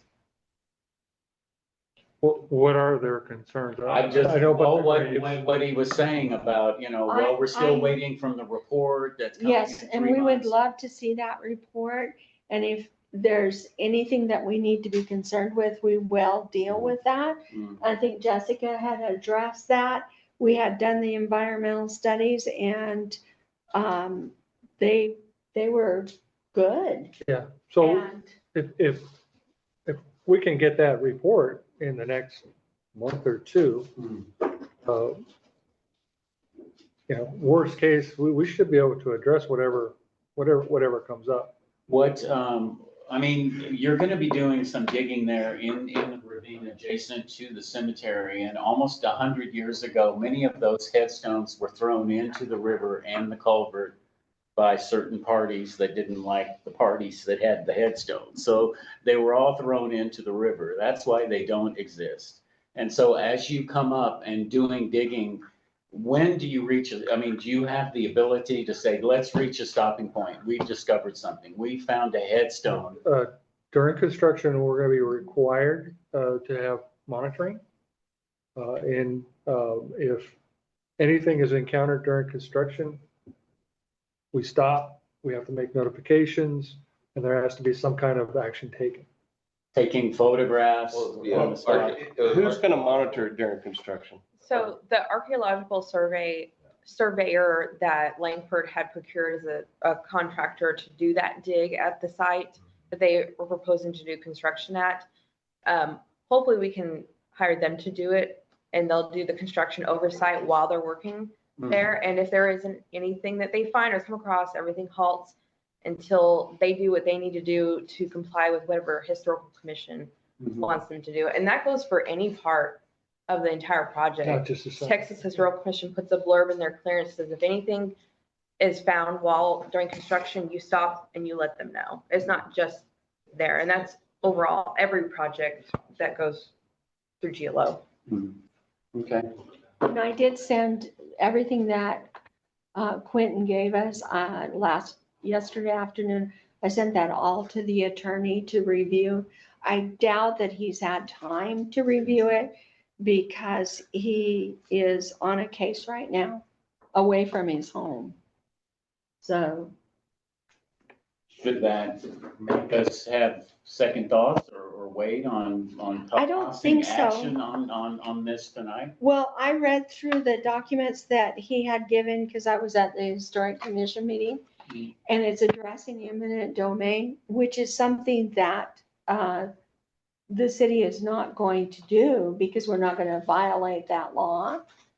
And so that's not really one thing that we did do in one of the city council meetings was we were hiring a title company to do a title search as to who might own that property. Because in one of the documents, it referred back to a particular Baptist church. So once we decide on the design, then we've got a lot more work to do. And then, I'm sorry, one more question about the culvert in the ravine of the cemetery.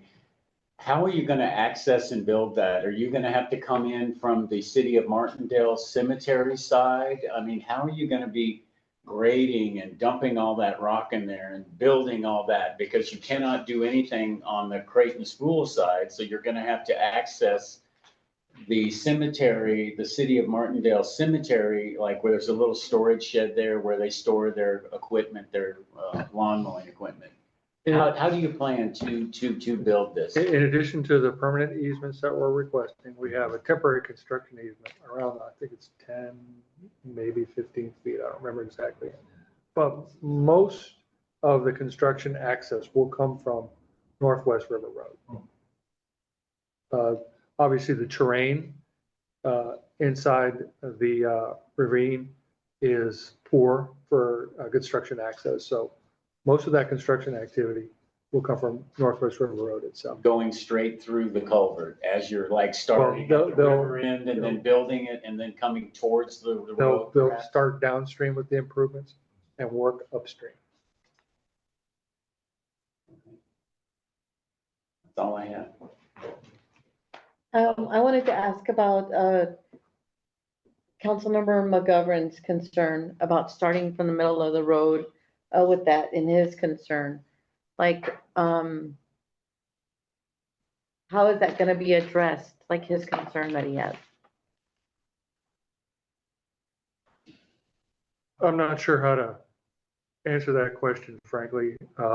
Mr. McGovern looks at the design of the project differently than we do. It's not a good or bad, it's not right or wrong, it's just different. As engineers, when we look at a project, we start with what existing right-of-way do we have to work with? What do we have to build here? How do we maintain access while we're building it? And design it accordingly. And sometimes we need more space, we need more right-of-way, or we need more easements. Mr. McGovern's reference is the existing road. That's not the reference that we use. We use what property do we have to work with. He also talks about standards, which is important for us in the city. He references basically subdivision standards. This road should have a 50-foot right-of-way. When you're doing a subdivision, that's exactly right. That's exactly right. We're not doing a subdivision. We're building a public works project, and the city does not have specific criteria for capital improvements or public works projects. So we're left with no specific design criteria to follow, but we still have to do industry standards. So we've researched around, we've checked in with standards in Caldwell County, Guadalupe County, Hayes County, San Marcos, Kyle in the area, and we use that collection of standards as guidelines. And so to make sure that, we're doing something that would stand up under industry scrutiny. For the function of the road, 50 feet should be enough, but we're building a rather large culvert system in it, and it's not big enough. It has 3 very significant communication cables in it. So the existing right-of-way is not big enough for what we have to do, and that's so I'm afraid that's my best answer. Well, I'm gonna politely, as you know, call you out completely on this, because if we look at this property right now, we see the sewer line. It's inconsistent. The road has been inconsistent. You can see in the downhill side where I'm referring to the sewer line, it's very close to the on that green S where the new road is gonna go. There's 18 feet there. Are you talking about right there, Yes, the over S? here on the left. That's the SS is the sewer line. Can you It's point going to it, about- Adrian, where he's talking about? This one here? No, the other one. So that area there, that's 18 feet to the new easement from the road, whereas all the way down the other side, it's 13.1, 13.8. So, drawing a line is all I'm asking you to do. What you've done is you've taken the current right of way, which you basically have always said in every single meeting we've had, that it's inconsistent. Well, I'm asking you to make it consistent. And you're not making it consistent, you're continuing the inconsistency of it. And I'm trying to use your logic that you've brought to this council repeatedly it should be consistent because it's between, 42 to, it's 48 to 50, it's everywhere it's different. And I agree with you. It is inconsistent. It's a pinch point here on the one edge downstream side of my property, and it's way too big over here. And instead of you maintaining a standard there, you're just like, well, we'll just take more land. It's no big deal. So you want to, live by the sword, die by the sword. You're going to use a standard, you're going to use a standard. You want 12 feet, you want 12 feet from the road. And you're not. You're taking more land from me than anyone else with regard to this. You're not taking any from the McCarrolls. The McCarrolls in front of the yard goes down to 10.8. So it's okay to do it there, but it's not okay to do it somewhere else. I'm sorry, I don't believe in that. And I won't be voting on this matter because it's a conflict for me. If you guys vote on it and take it, yeah, I'm seriously thinking about hiring an attorney to continue to fight you for it. Because to be honest with you, I don't agree, and I think I would win in a reasonable court of law that the consistency is the consistency. So you guys can vote however you want. There's no skin on my back, but my standard argument is going to be the same. You're creating inconsistency and you're using the counter argument to justify it. And it's not right. You're just saying, yeah, we'll just take 10 more feet than is currently there. No, I've always said, just be consistent. I've been the one trying to help you guys get this proved.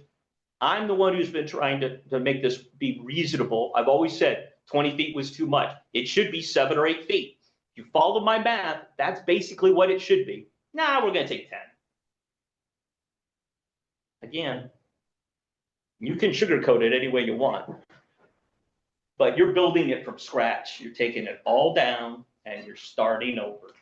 You can put the road wherever you want. You can put the sewer line wherever you want. You can put the culvert wherever you want. And you are. And this is what you've decided. And I will appreciably disagree with you wholeheartedly forever. You're here.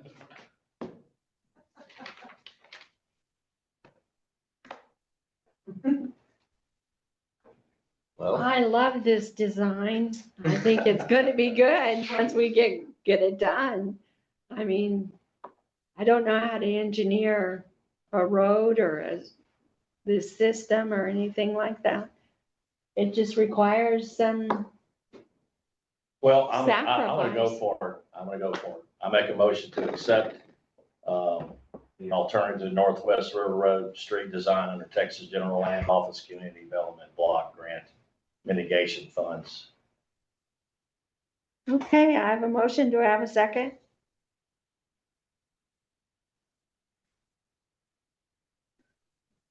I'll second it. Okay, so I have a motion and a second. And I'll do a roll call vote. Any more So- discussion? I do. Oh, is there any more discussion? Yeah, I I'm have a sorry. little discussion here. Okay. I mean, I'm just confused with Matthew's point of why can't we limit the space between the culvert and sewer line if we're just creating a new sewer line? Is there a capability of doing that in front of his house?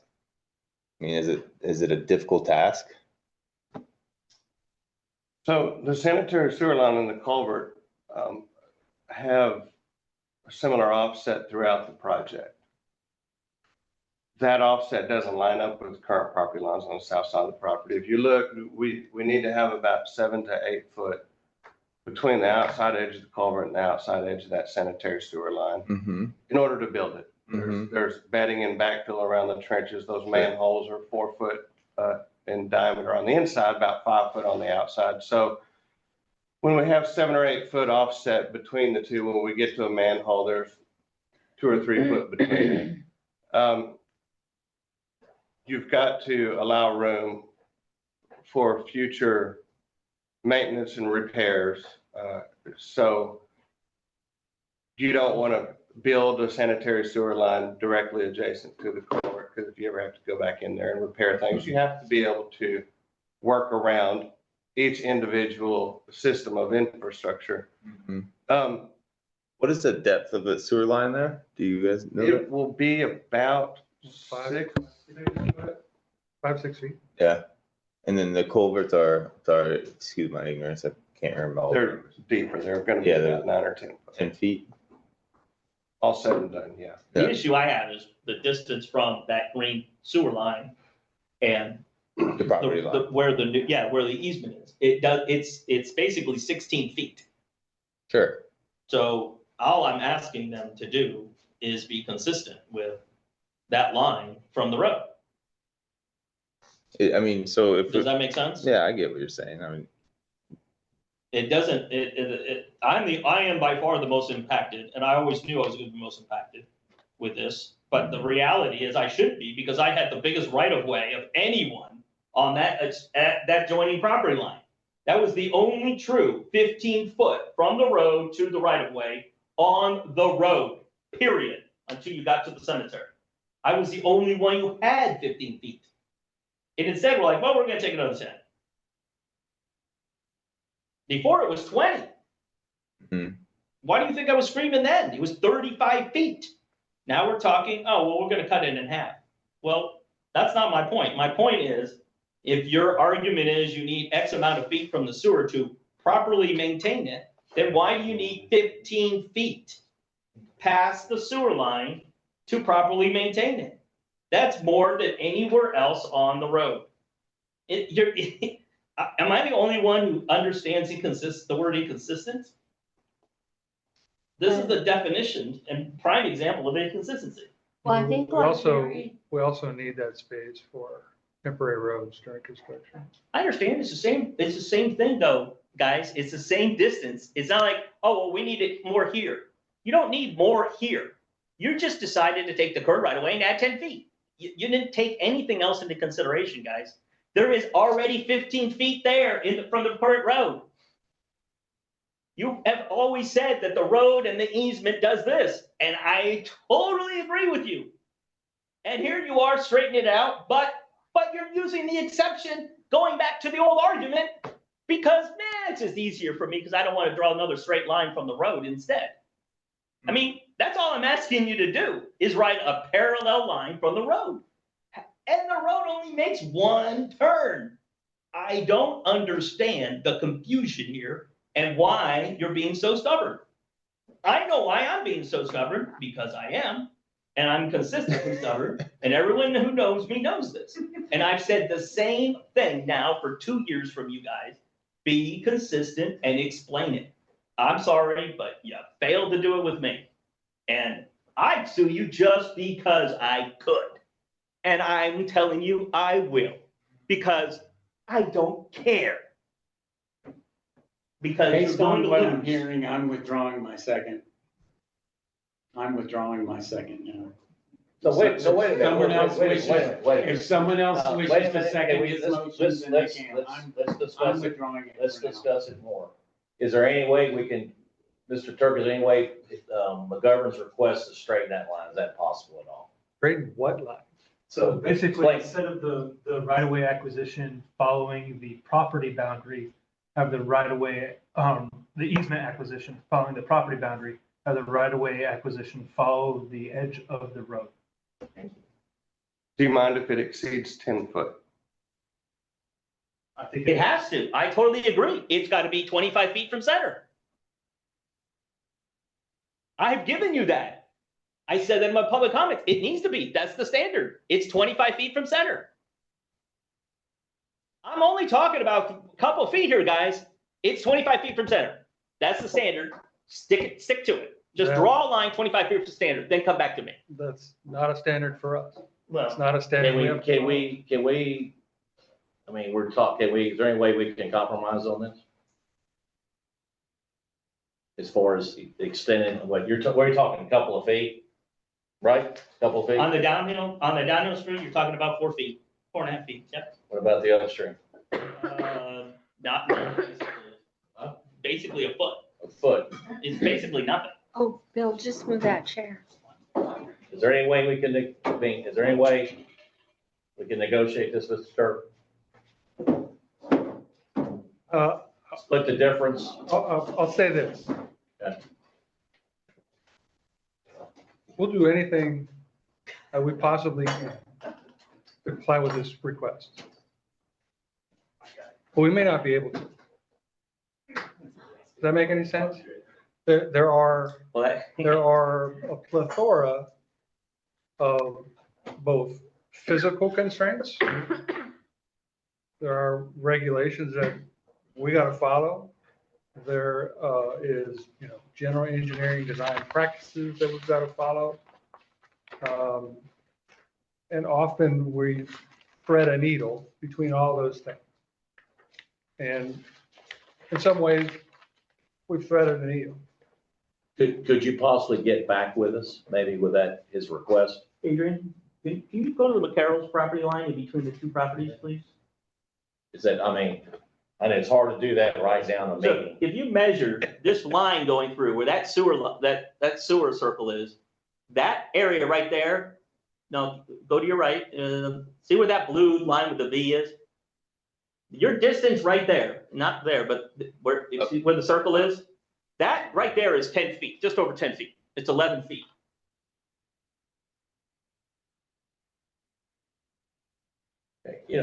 And over there on the downhill side of me, it's 18. So if your argument is it's okay there, but it's not okay over there, it's 18 feet. I'm going to say, seriously? And that's my argument. Can we? You should be consistent. Let's just, this is a government meeting. It's all about negotiating. Is there any way, can we, if we have to, maybe table it and see if you could tweak it a little bit to ease his concerns? Because we've been going through this for a long time and we're so close. We're this close to getting this done. Put it in your motion. Since I withdrew my second, you can make a new Okay, motion. I'll make a new motion. I'll make a motion, we table this and go ahead, sir. My recommendation is you go with a motion to revise the plans that reflects the right-of-way boundary as close to a standard distance from the edge of the new roadway. And then that'd be the motion. They'll come back, see if they can comply with it, and then. Okay, walk me through it. I'll make a motion. So make a motion to approve the plan as revised to. Approve the plan as revised. A set distance of the right of easement acquisition from the edge of the roadway. Is that just in front of Mr. McGovern's property or is that the whole No, property? it's somebody's property. That's this is the concern. You should do it should set standard the whole thing. It's basically not going to matter after my property. It's basically, if you look at the road, it's going to be within a foot the rest of the way to the shoot tree. I've already measured it. And believe me, he's gonna be standing out there with the tape measure I have extra flags, man. I've been dying. and a vest. I do have a vest, actually. Yeah, there's a little jog between the two property lines. The property line. Let's keep it general. Let's make a motion to table this for further discussion between property parties and Turk Associates on a slight revision of the plan as submitted. I liked Jared's suggestion. Go for it, Jared. I'll make- You forgot everything. To accept this plan, but with the variation that, Well, we probably needs to be tabled for further discussion between the two. I don't think they want to, What? I don't think they're, I think it can be revised. Where's Doesn't need Kent? to Is be, Kent? yeah, Yeah. Bud's on there.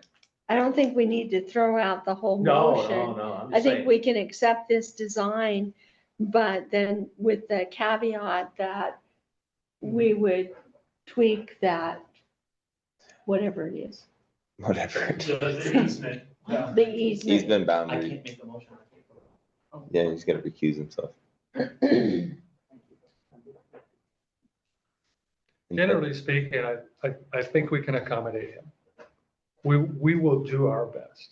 If we can't, it'll be because we have to break some kind of rule to do it.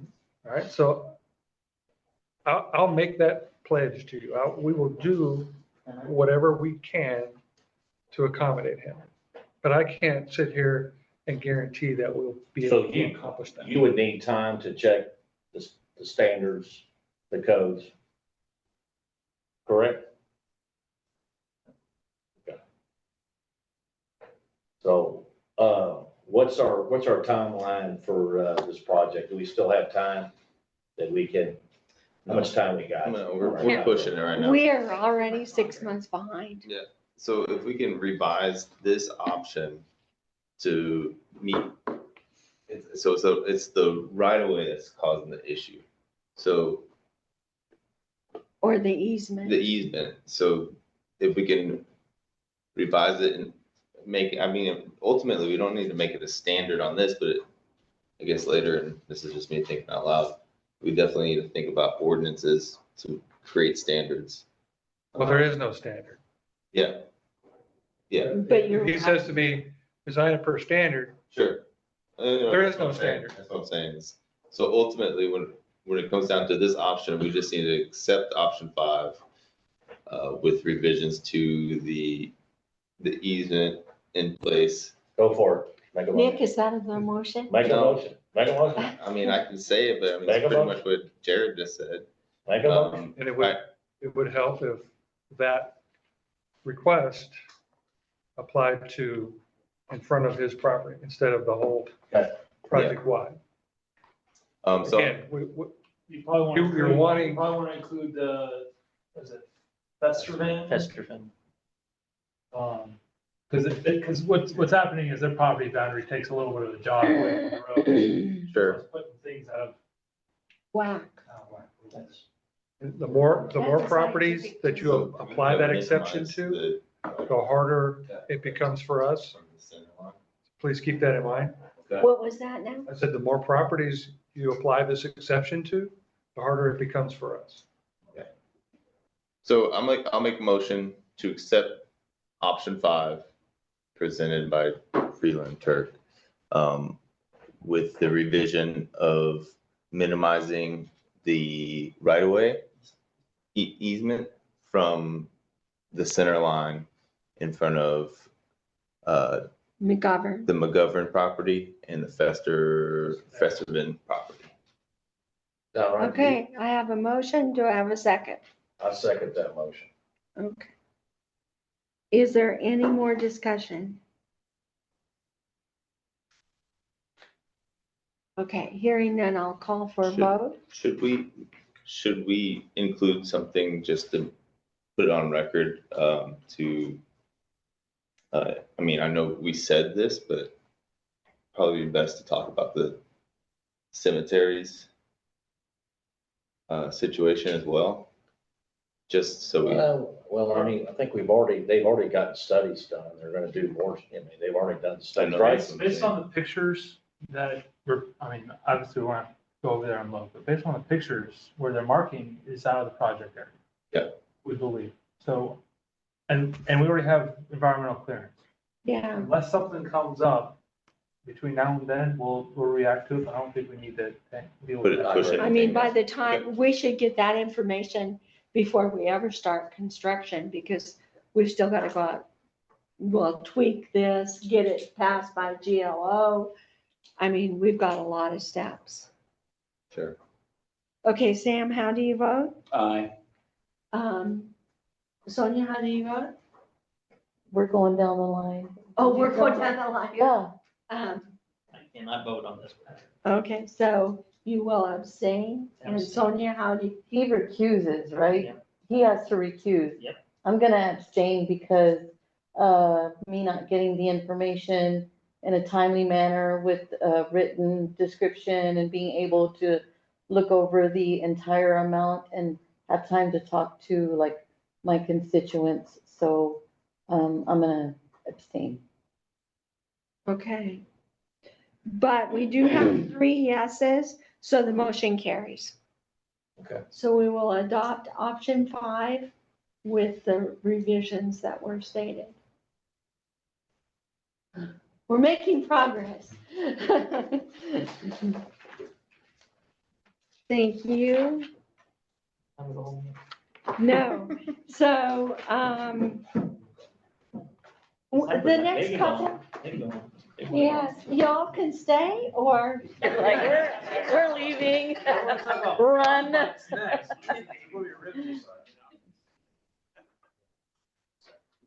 You think it was gonna be that? Hey, let's get together and talk.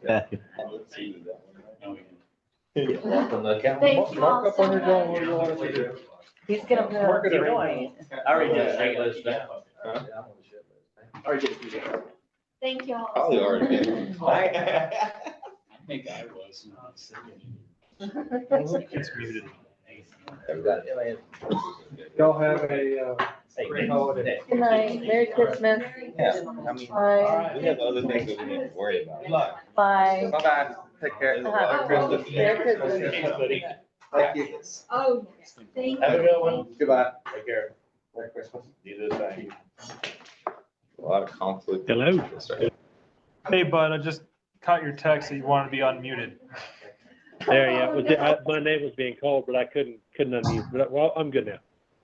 Okay. Did he have anything to say Meeting, but he, So we're done with other than wanting financials. you? No, okay. So 3.3 is a motion to accept or deny, to approve the resolution 2023-12-14 to assign the 24 votes allotted to the city of Martindale. Matthew McGovern, we have appointed him to the appraisal board, and now we get to assign those votes. So I need a motion to do that. I make a motion to assign the 24 votes to Matthew McGovern for position on the Cottle County Appraisal Board. Okay, and do I have a second? second. That's an easy. Okay, so I have a motion and a second. Is there any discussion about this or No. questions? Is this the actual appraisal board itself that Yes. reviews protests? That Latrice is on currently, that board. Latrice is on the review. This is the appraisal. She'll listen to the hearings. That's the appraisal board, what the votes are for Matthew. Okay, so I'll call for a vote. All in favor, please say aye. Aye. Any opposed? Okay, so the motion carries. Okay, so the next one is to accept or deny the resolution 2023-12-14-01, authorizing signatures for the contract for the Resilient Communities grant. This That is was the comprehensive plan grant for about $300,000. I do have a comment to make on this, that I would suggest the council makes an amendment to the resolution to also name the city administrator as a co-signator of this grant for, not the city administrator. Or other, Depends on what's being, there's some times where if there is forms that are being signed that are submitted to the federal government, as a federal employee, I can't sign them. So I think this is fine for now. And we can always adjust it later. perhaps, I mean, or we could assign a city accountant, city clerk, chief of police. Has to be As a backup person you're talking about? right, so a co-signature to your signatures. a double verification. I know in the past we've used Dwayne It looks like she's got. because of that conflict with Jared. Get a comment. Sorry. So GLO, this is a GLO for your comp plan, like you said, they require 2 signatures on any payment request. Oh, so it You would have to probably have be, those. Is it just to GLO or is it going to federal government? It's to GLO. Okay. I think you're an authorized signer on our current one, I believe, but you don't sign, so you do the mayor and, Dwayne, the Dwayne would accountant. be a signer as well, but you need at least 2 for financial. Maybe then we had both myself and Dwayne. Yeah, that's what I was thinking too. Yeah, you want to have a backup for vacation. It's worked really well with Dwayne because we're here.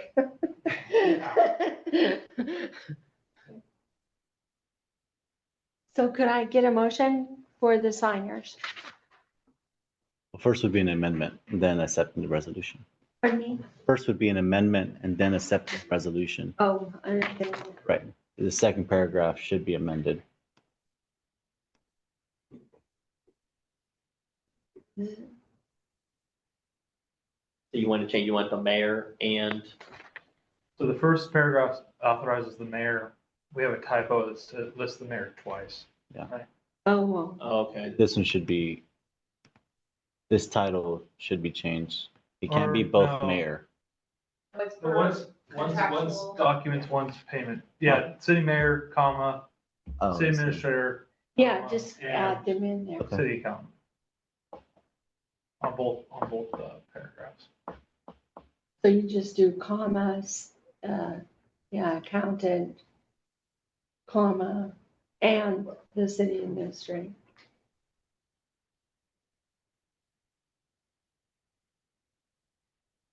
Do you need a motion for the amendment, Yes, or can that be included on the I would recommend that we get an amendment. 2 different motions? Okay, so I need a motion to make the amendments. all right, make a motion to make a modification to the ordinance 2023-12-14-01, adding beyond the mayor, the city administrator and or city accountant for both the bottom 2 paragraphs of that ordinance. Okay, I'll second that. okay, thanks, Mike. Okay, is there any more discussion? Okay, hearing none, all in favor, please say aye. Aye. Any opposed? Okay, so the motion carries. Okay, now I need a motion. Thank you. Thank you. Have a good Christmas. Merry Christmas. So now I need a motion to pass the resolution. I make a motion to pass the modified ordinance 2023-12-14-01, designate authorized signatories for the block grant mitigation resilient communities program through the GLO. I have a question, Adrian, and it says ordinance at the top. Huh. But it's supposed to be a resolution. Let's be Okay, I have a motion, and do I have a second? I'll second. Okay, so. Is there any more discussion? So we will change that at the top of the page. Yes. Where it's not an ordinance, it's a Right. resolution. I still have to include the amendment to include city administrator, city council. But is it even listed on the agenda item correctly? It says ordinance or? It says This is resolution, the ordinance on top is a typo, but contractually, what we're doing is adopting. It does say resolution. I already checked that. Salud. Okay, so I have a motion and a second. All in favor, please say aye. Aye. Aye. Any opposed? Okay, the motion carries. Okay, so now we have the last item. We put as discussion only. The city council can direct staff to maybe do something more with this. But we did just, for right now, just put discussion on our ordinance concerning the animal. It's chapter 95. And can you put that in the overhead, Adrian? There it is. Ken, you there? But I'm here. Hey, you didn't hear my comment, public comment. Basically, I almost got mauled by 2 pit bulls, week before last. I've never been so, it scared the hell out of me. I'm still rattled that I bluffed them enough, and Randy Bunker, my neighbor, heard me screaming, and he came out with a rake, and we were able to get the dogs away from me. Right. But I thought I was going down. These dogs, I have no proof of this, but I think these dogs are fighting dogs. They're not your regular pets. And I've encountered dogs all my life. I've never seen anything like this. And when you hear people talk about pit bull attacks, I understand it now. It scared the hell out of me. So Right. I've kind of gone through the ordinance. You know, it's basically a really good ordinance. We went through this a couple of years ago. There's just a couple of points that I'd like to make on the document. Be a lead on this, Mayor? Yes, go right ahead. Well, Mayor, Go ahead. I requested for this to be on the agenda. So, right? Okay, you go right ahead. I'm sorry. It's okay. Actually, I think what you had requested was to stiffen the fine for dogs that have been dropped. Yes, but that's the reason why we put everything on the agenda, so we could talk about what I wanted to talk about and what Mike wanted to talk about. And, Both of them. and we can do both, but I think we can. I was doing some research as to whether or not that fine can be more than what we have in the ordinance already, and I hadn't gotten an answer yet. Well, we have our attorney, so Mike, go ahead and finish, and then I could talk about the fine. I did cut front of you. Go right Yeah, ahead. no, that's okay. Okay. Go right ahead. So we got the dog, let's go down to dangerous dog. It's on the first page. And it describes what a dangerous dog. And then basically what happened to me, I would consider that a dangerous dog. It's number 2, commits unprovoked attacks in a place other than an enclosure in which the dog was being kept. And that was reasonably certain to prevent the dog from leaving the enclosure on its own. And those acts cause a person to reasonably believe that the dog will attack and cause bodily injury to that person. That's me. I thought this dog was gonna attack me. So that's good. So we defined it as a dangerous dog. So there's 2 things, and if you go down to the, I think it's the 3rd, it's the, let's see, it's the 3rd page, down on vicious animal. So I think it's a combination of, as I read it, dangerous dog and vicious animal. So if you come down to vicious animal, it says any animal that attacks, bites, or injures human beings or domesticated animals without provocation, or which because of temperament, conditioning, or training has known propensity to attack, bite, or injure human beings or domesticated animals or individual animal which locally authority has reason to believe has a dangerous disposition, likely to be harmful to humans or other animals. I would like to add in there, like any animal that attacks, bites, or has the appearance by the person threatened. Menacing. Menacing or something the person feels threatened by this, that would be some kind of verbiage added, that you don't have to get bite. You feel threatened by the behavior of the animal that you are threatened, just like the definition of a dangerous dog. So the key here, Mike, is that in both definitions, they require some injury prior to being defined as either dangerous or vicious, and you want to remove that condition that's only being. Well, could be injurious the dangerous dog does not, it implicitly Yeah, say it that they said have to dangerous be. dog in the first. It doesn't say implicitly that you have to bite. The Yeah. second paragraph says, cause that person to reasonably believe that the dog will attack. Yeah, so that terminology is good. That terminology is good. I have no problem with that. This is the one I'm thinking about, the vicious animal. why are you adding, if it is already a dangerous dog, why are we?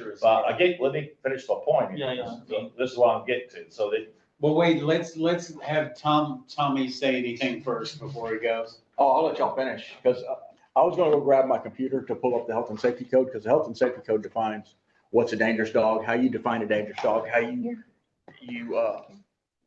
you actually get to the dangerous dog. You have to have a hearing. If we want to do what Councilman McLeod wants to do, that's fine and dandy, but it would put it back on the person to have to come to the court, not on law enforcement. The person would have to come to the court and fill out a sworn affidavit as to how they felt, and then make that charge with the courts themselves. That has nothing to do with law enforcement. We can't come, a person can't come down here in the office and fill an affidavit out. It has to be in front of the judge. You can fill it out with the courts and just sign it. I mean, could a person, an individual come down and do an affidavit? Absolutely. Any person for any kind of Class C offense, you can come and file out a complaint. Here. Yes. Okay, so here's my point. This is why I was getting to the vicious dog. You go down to 95.10, control of vicious animals. And it says, A, any vicious animal found running at large may be destroyed by any peace officer or animal control officer in the interest of public safety. That's the point I'm making.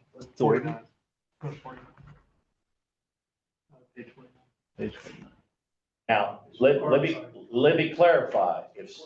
If I'm walking down the street and there's somebody in an enclosed yard and they're barking and growling at me, I'm not gonna call that a vicious dog. But if they're loose and running in the streets. Is there ordinance for dogs unleashed already? Well, There is a leash law, yeah. There is a leash. This is the ordinance right here we're talking about. But I know where you're going, Michael. Let me narrow in on here. So the dangerous dog, is there any penalty for a dangerous dog? The penalty escalation changes.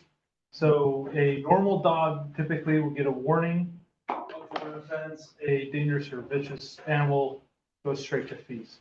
Here we go. This is Because I don't see anywhere in here where. But before it's deemed dangerous or vicious, you have to go to court for that. Yeah. Before it's deemed So dangerous or this is vicious. my point. Do we have to go to court? Can we? Yes, you do. We need to find a way around this because. No. Okay. It's in the Health and Safety Code, chapter 822. Okay, You can't. We can? You can't circumvent state, you cannot circumvent state law. Well, how do we, so this is the problem I have, buddy. So somebody has to get mauled and almost killed before anything gets done. I mean, these dogs are so dangerous. I'm afraid if they get out, they've been out twice, as Mr. Clinton had the same experience. If these dogs get out again, they're gonna take somebody down. And I said before, I'm carrying personal protection. So I don't know what we can do, but we need to find a way. I've only experienced this one time, so this is gonna be an isolated, in a sensitive subject, but most dogs that I've encountered, I would not call vicious or dangerous, but these two dogs are. And let me require something. So the violation, the penalty, the first violation, control of vicious animals, dogs that are a danger to persons shall be guilty of a Class C misdemeanor, and upon conviction shall be a fine of sum of $250. And each and every day's violation shall constitute a separate and distinct offense. Subsequent convictions of any violation of this chapter will be fined an amount of $500. So the concern I have, it's up to the judge, whatever, but I mean, in my opinion, it's so outrageous what happened that fine should be $500.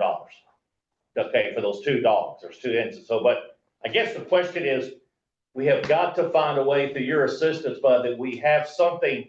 If we have a dogs like that are running loose, we need to find a way to remove those off the street. And I think we have a problem. What about what's our leash ordinance? Well, I'm reading off this. This is what I'm reading off. Is that the leash? That is the ordinance. So I need assistance here because I can say before in my opening statement, if we don't get anything done and somebody gets mauled or killed, I'm gonna hold myself person responsible because I got a free pass to jail here.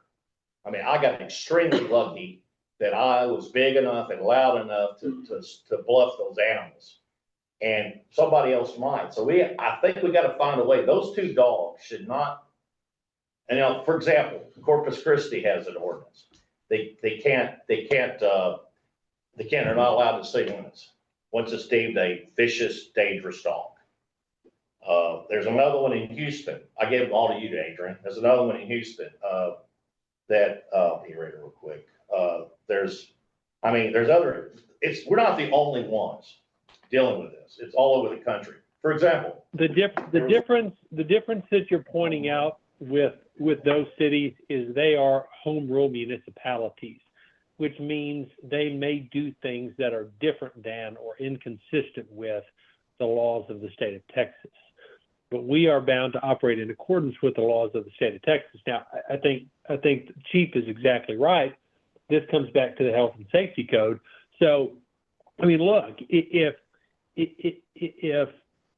there's this issue that you want to report, then what needs to happen is the process needs to be followed, and there needs to be a hearing on determining if these are in fact dangerous dogs. And then there's that's the process at hand. I mean, because this comes back to the idea of due process. I mean, and you know, the Fifth and 14th Amendments, and it's different types of due process, but no one shall be deprived of life, liberty, or property without due process of law. And so we can't have a scenario where a dog does something horrific. I mean, unless there's a law enforcement officer on the scene or someone else, and you if it's necessary, kill the dog to keep it from killing a human or another animal. But the whole idea is that there is still a process in place for animals that are dangerous in the moment of something awful happening, aren't otherwise addressed or dealt with. So, I mean, if you want to, what can happen is that process can be started, and then there can be a hearing to determine what it is that should happen. Okay, the dogs were, Rick was right on top of it. He got the owners. They picked up the dogs and they were given a citation to them. So I don't know if it's gonna be $25, it's gonna be $500. I have no clue. So, but there's my problem now. I know what you're saying, but we have got, you're the attorney, not me, but we gotta get creative here, because these dogs, I'm telling you, they're gonna kill somebody. And we've got to, as a council and as you, we all have responsibility to protect our citizens. And I'm carrying the heat. I'm carrying the heat, and I'm gonna protect myself. Can I make a recommendation? What Ken's saying is that you need to file an affidavit, and I would encourage, obviously, same if it's the same animal. But we need to find a way to make it easy for the public. This is easy. No. Yeah, it is, Mike. You have not filed. I'll file it, but the dogs were taken care of. So fortunately, the owners were given a violation. But you can still file. I'll file. Well, you need to file. I will file. What I'm saying is we need to make it very easily for somebody to come to the city, file, we have a certain form, we file it, and we tell everybody in the city, if there's a dog like that, please come to our city offices and file an affidavit. That is something that can certainly be done.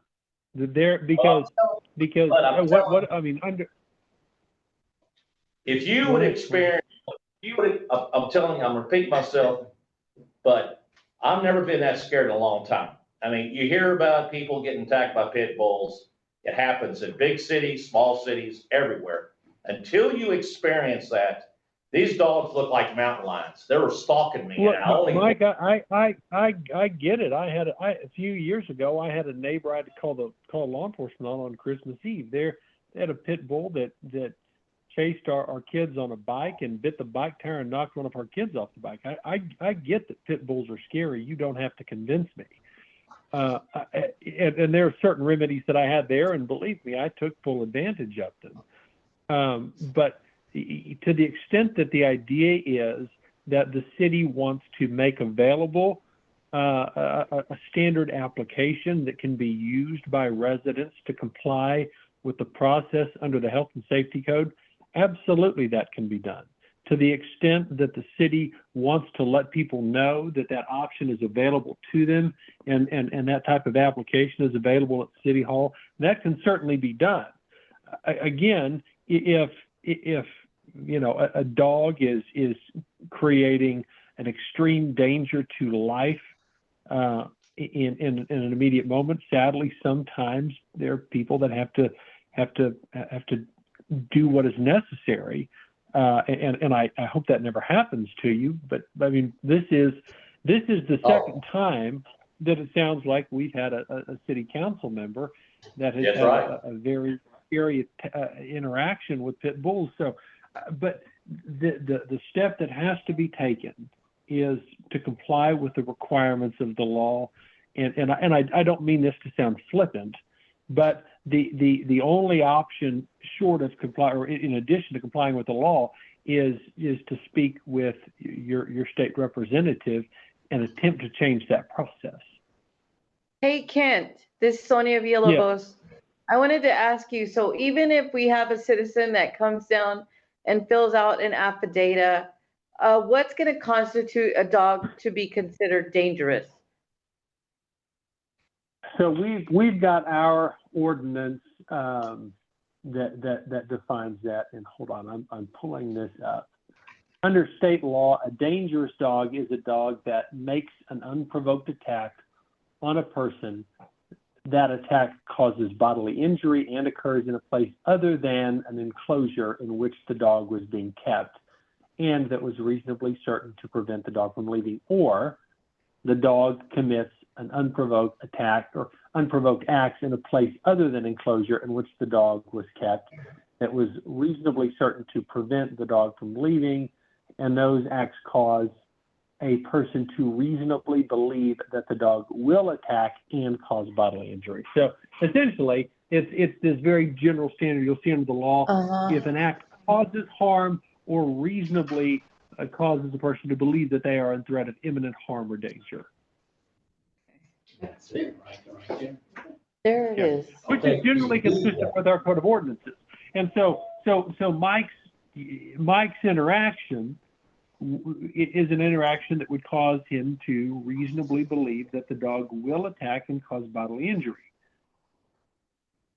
If you don't. And what is the consequence of that? It says it's referring to, this is Matthew, Texas Health and Safety Code 95-01, and there's requirements. Is that the requirement that they have $100,000 of liability insurance?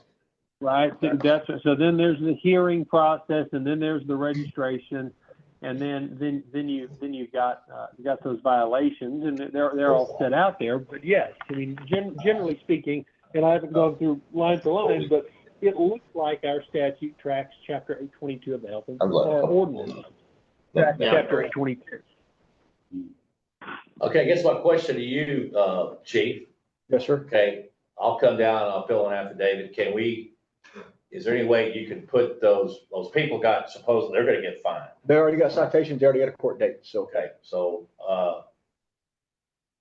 so we need to find a way for you as a police chief to go say, we've had violations, and can you, as a chief, go check these dogs out to make sure the enclosure and to check these dogs to see how really vicious they are as a police officer? Or why are they out? Or why are they out? I go to their house and say if they're vicious, because they're gonna probably be different at their house than they would be here on the streets. Well, I did hear Rick told me those dogs had bitten him in a prior incident with that same dog owner. I mean, not bitten, but snipped. Never told. He was never told me. inside their house I mean, for another. okay, he never said that to me. What I would say is that we could probably take some steps and secure this up, maybe with a code that says secure. What it says in the health and safety code means to take steps that a reasonable person would take to ensure the dog remains on the owner's property, including confining the dog in an enclosure that is capable of preventing the escape or release of the dog. We could probably go by and put verbiage into this that says something like that, that makes it a violation to not have a secure enclosure for your dog. And then if we were to go by like that and see a hole that's this big and a dog that's smaller than that or whatever size, it doesn't matter, and it can go through, then we can cite them for something like that. That's what we can do at the house, I believe. As far as, everything else, if the dog is to attack someone, I will gladly go and seize these dogs, what the law says, put them in the facility, the city will pay the storage and everything else until we have a hearing and determine them if they're a dangerous dog or whatnot. And then there's a whole set of rules that come down in the health and safety code that if the courts determine that the dog's a dangerous dog or any animal's a dangerous animal, then, there's all kind of rules that they have to comply with as far as the enclosures and everything else. We had a public comment of citizens speak about shooting a firearm in the city limits, and they were concerned about that, shooting a dog with a firearm in the city limits. What are the laws or ramifications? So you cannot discharge a firearm in the city, but if you're protecting yourself, just like if someone came in here and gonna accost us right now, heaven forbid. But if someone come in here and had to do something and I shot him, I'm discharging a weapon in the city. All right, we're not gonna fine me. If you look at the totality of circumstances of what all goes along and why it was done. I think you're probably protected under the castle doctrine to some degree there. Correct. If you're just walking down the street and you see the dog and you shoot it because you're mad, then yeah, you probably got some issues. There's a whole bunch of different. I want to talk to your neighbor.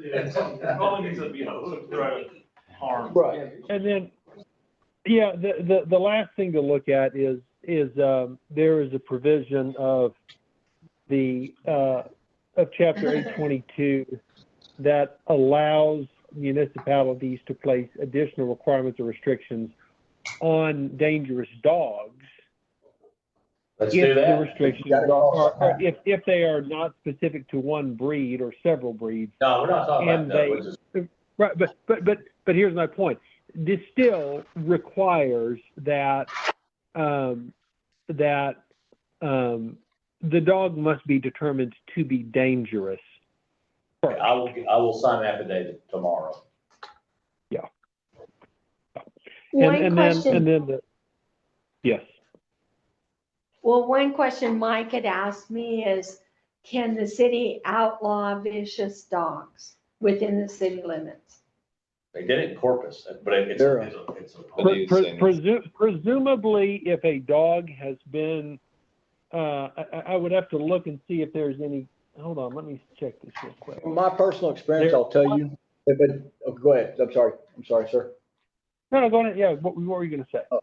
From my personal experience and having dealt with this in the past, once a dog's deemed dangerous, it becomes cost prohibitive and insurance prohibitive and everything else for the family, for the homeowner.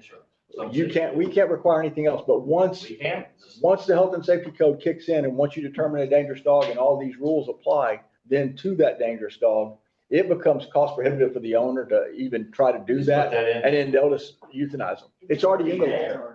But not the law, what about the liability insurance? It's already there. It's already in the law. Once you make them a dangerous dog, state law. That's a state law. Then they have to have the $100,000 liability. Please, Mike, please go read it.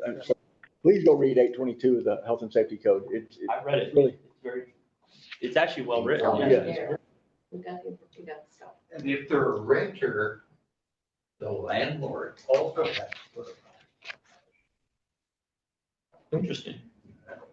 We know that. Okay. So that's not good. Well, that's what he's saying. It becomes cost prohibitive for them to. Let's put your verbiage in there about the enclosure. If we could add that in. And it's right, it's already in 822, but I'd like to see it in our ordinance. Can we do that? Just, that's a little. And understand this. State law applies regardless.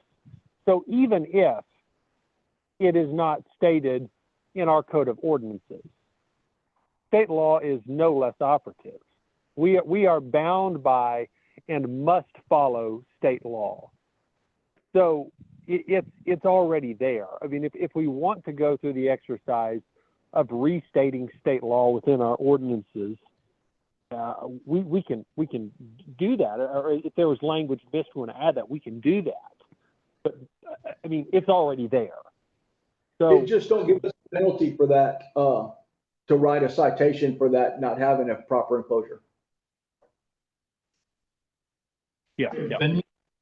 Would venue change based on whether, would it go from a municipal court if it's in our ordinance and then it'd be outside of our municipal court if it's not in the ordinance?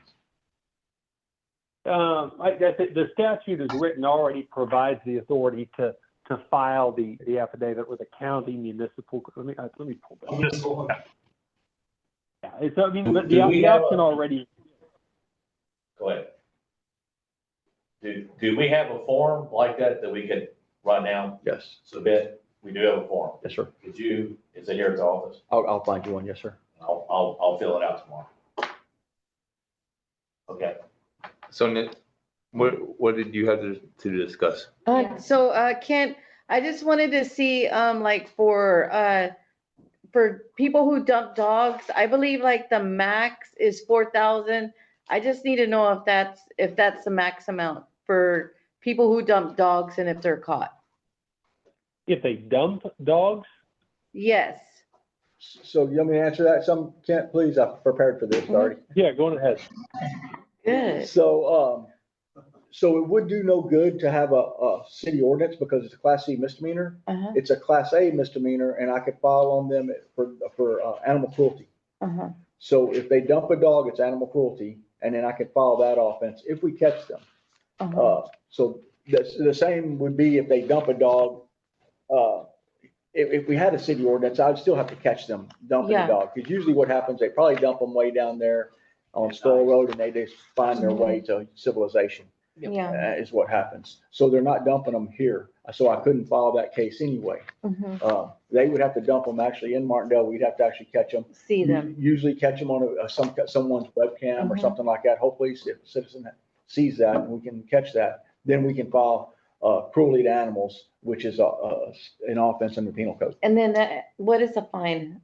Oh. I think that like, yeah, the fine is, I believe it's 400 to 5,000. Plus they No, can- there's a 400 to jail. 4,000, I believe. Yeah, plus there's a jail offense. There's an offense to it. So, Class C misdemeanors do have a top level, so, and I don't believe it's as high as what you're quoting. If we were to do something like that, Uh-huh. separate from the Class A misdemeanors. let me find it quick.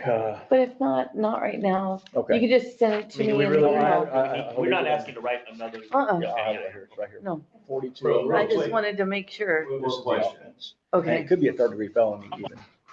One more question for you guys. Can we increase the penalty? Can we raise that penalty from 250 to higher is that the maximum? I think the max is 500 when I Googled it, but we'd have to probably do research or something. Our ordinance says 500 for the second offense. Right, I think the maximum for any Class C misdemeanor is $100 in a fine. Or that'd be per dog. So typically we could go, this particular instance could be $1,000 fine for 2 dogs. Is that correct? You want to go to the last page? So, Let me help.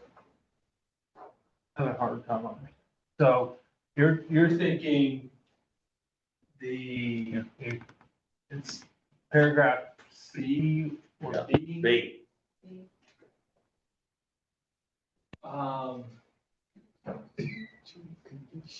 Yeah, I mean, that really only starts to apply after those things have been deemed by the court, right? So, we could look at raising those fees up to the maximums allowable for Class C misdemeanors. But It doesn't change the process. That's like Seabell, yeah, right? see, the problem I have, and I know we're kind of limited, but I mean, so you have to get mauled before it becomes before it's a vicious or a dangerous dog. That's the problem. I mean, I will fill out the forms, but. Well, here's an example, is if there's been 2 incidences where the same pair of dogs have been out. Yeah. So in essence, if Sam had reported the first time, and though, like you said, it was kind of, you're in the car, so that's not as obviously impactful as the second.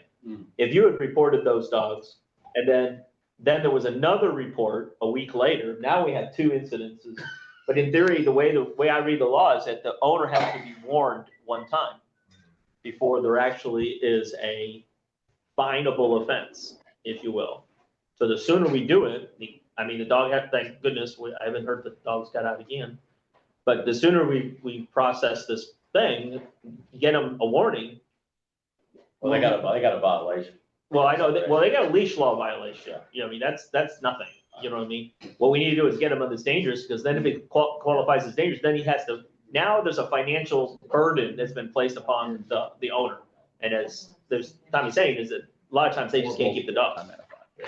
You know, because it becomes cost prohibitive. So it's a roundabout way of finding them. We just really need to really insist on people, if they have that problem, to report it and fill Yes. an affidavit. Yes, exactly. And I sort of wanted to allude to that when we got only 3 animal calls all last month. And, they're running around all the time. I went to a call earlier when the city council first started. I saw 2 dogs right down there, right down the road, running. And then, Chief, since you're here, I wanted to ask, like, do we as a city, do we have like proper kennels? Like, say if you come across a dog or whatever, and what are you doing when you have to transport them? So we have catch poles and put them in the back of our car and take them to the Humane Society, get them out and put them in the Humane Society. And then, so like, I don't know if I would like to just make a suggestion. I don't know if we can, but maybe to get just like a couple of kennels. That way, if they're transporting, they could put the dogs in a kennel. Maybe if it takes a little bit of time for.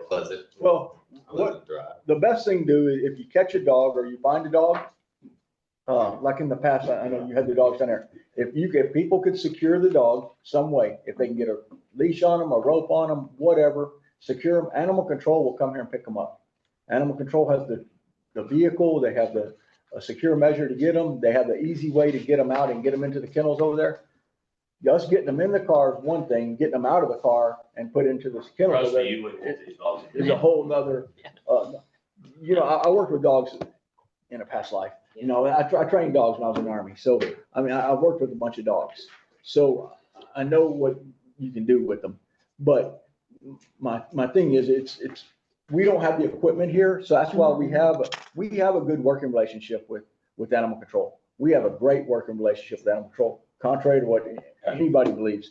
The dogs that were down by Miss Villalobos' house, we were working, we set up food traps, we set up plots and everything else and was working with animal control to catch these things.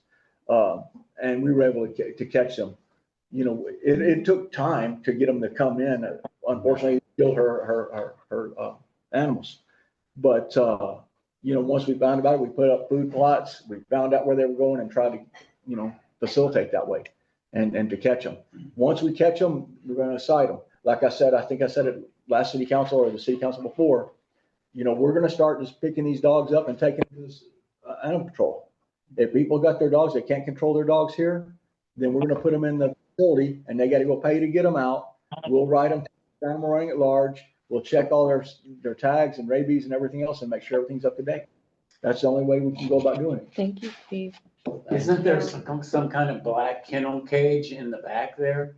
It is, but, so we would have to, I'm not making excuses. There is a. No, it's not right standard.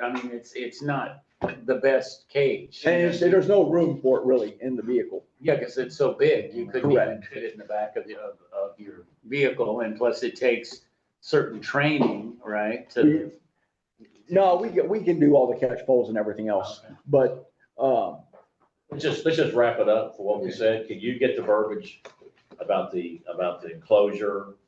I'll give it to Adrian.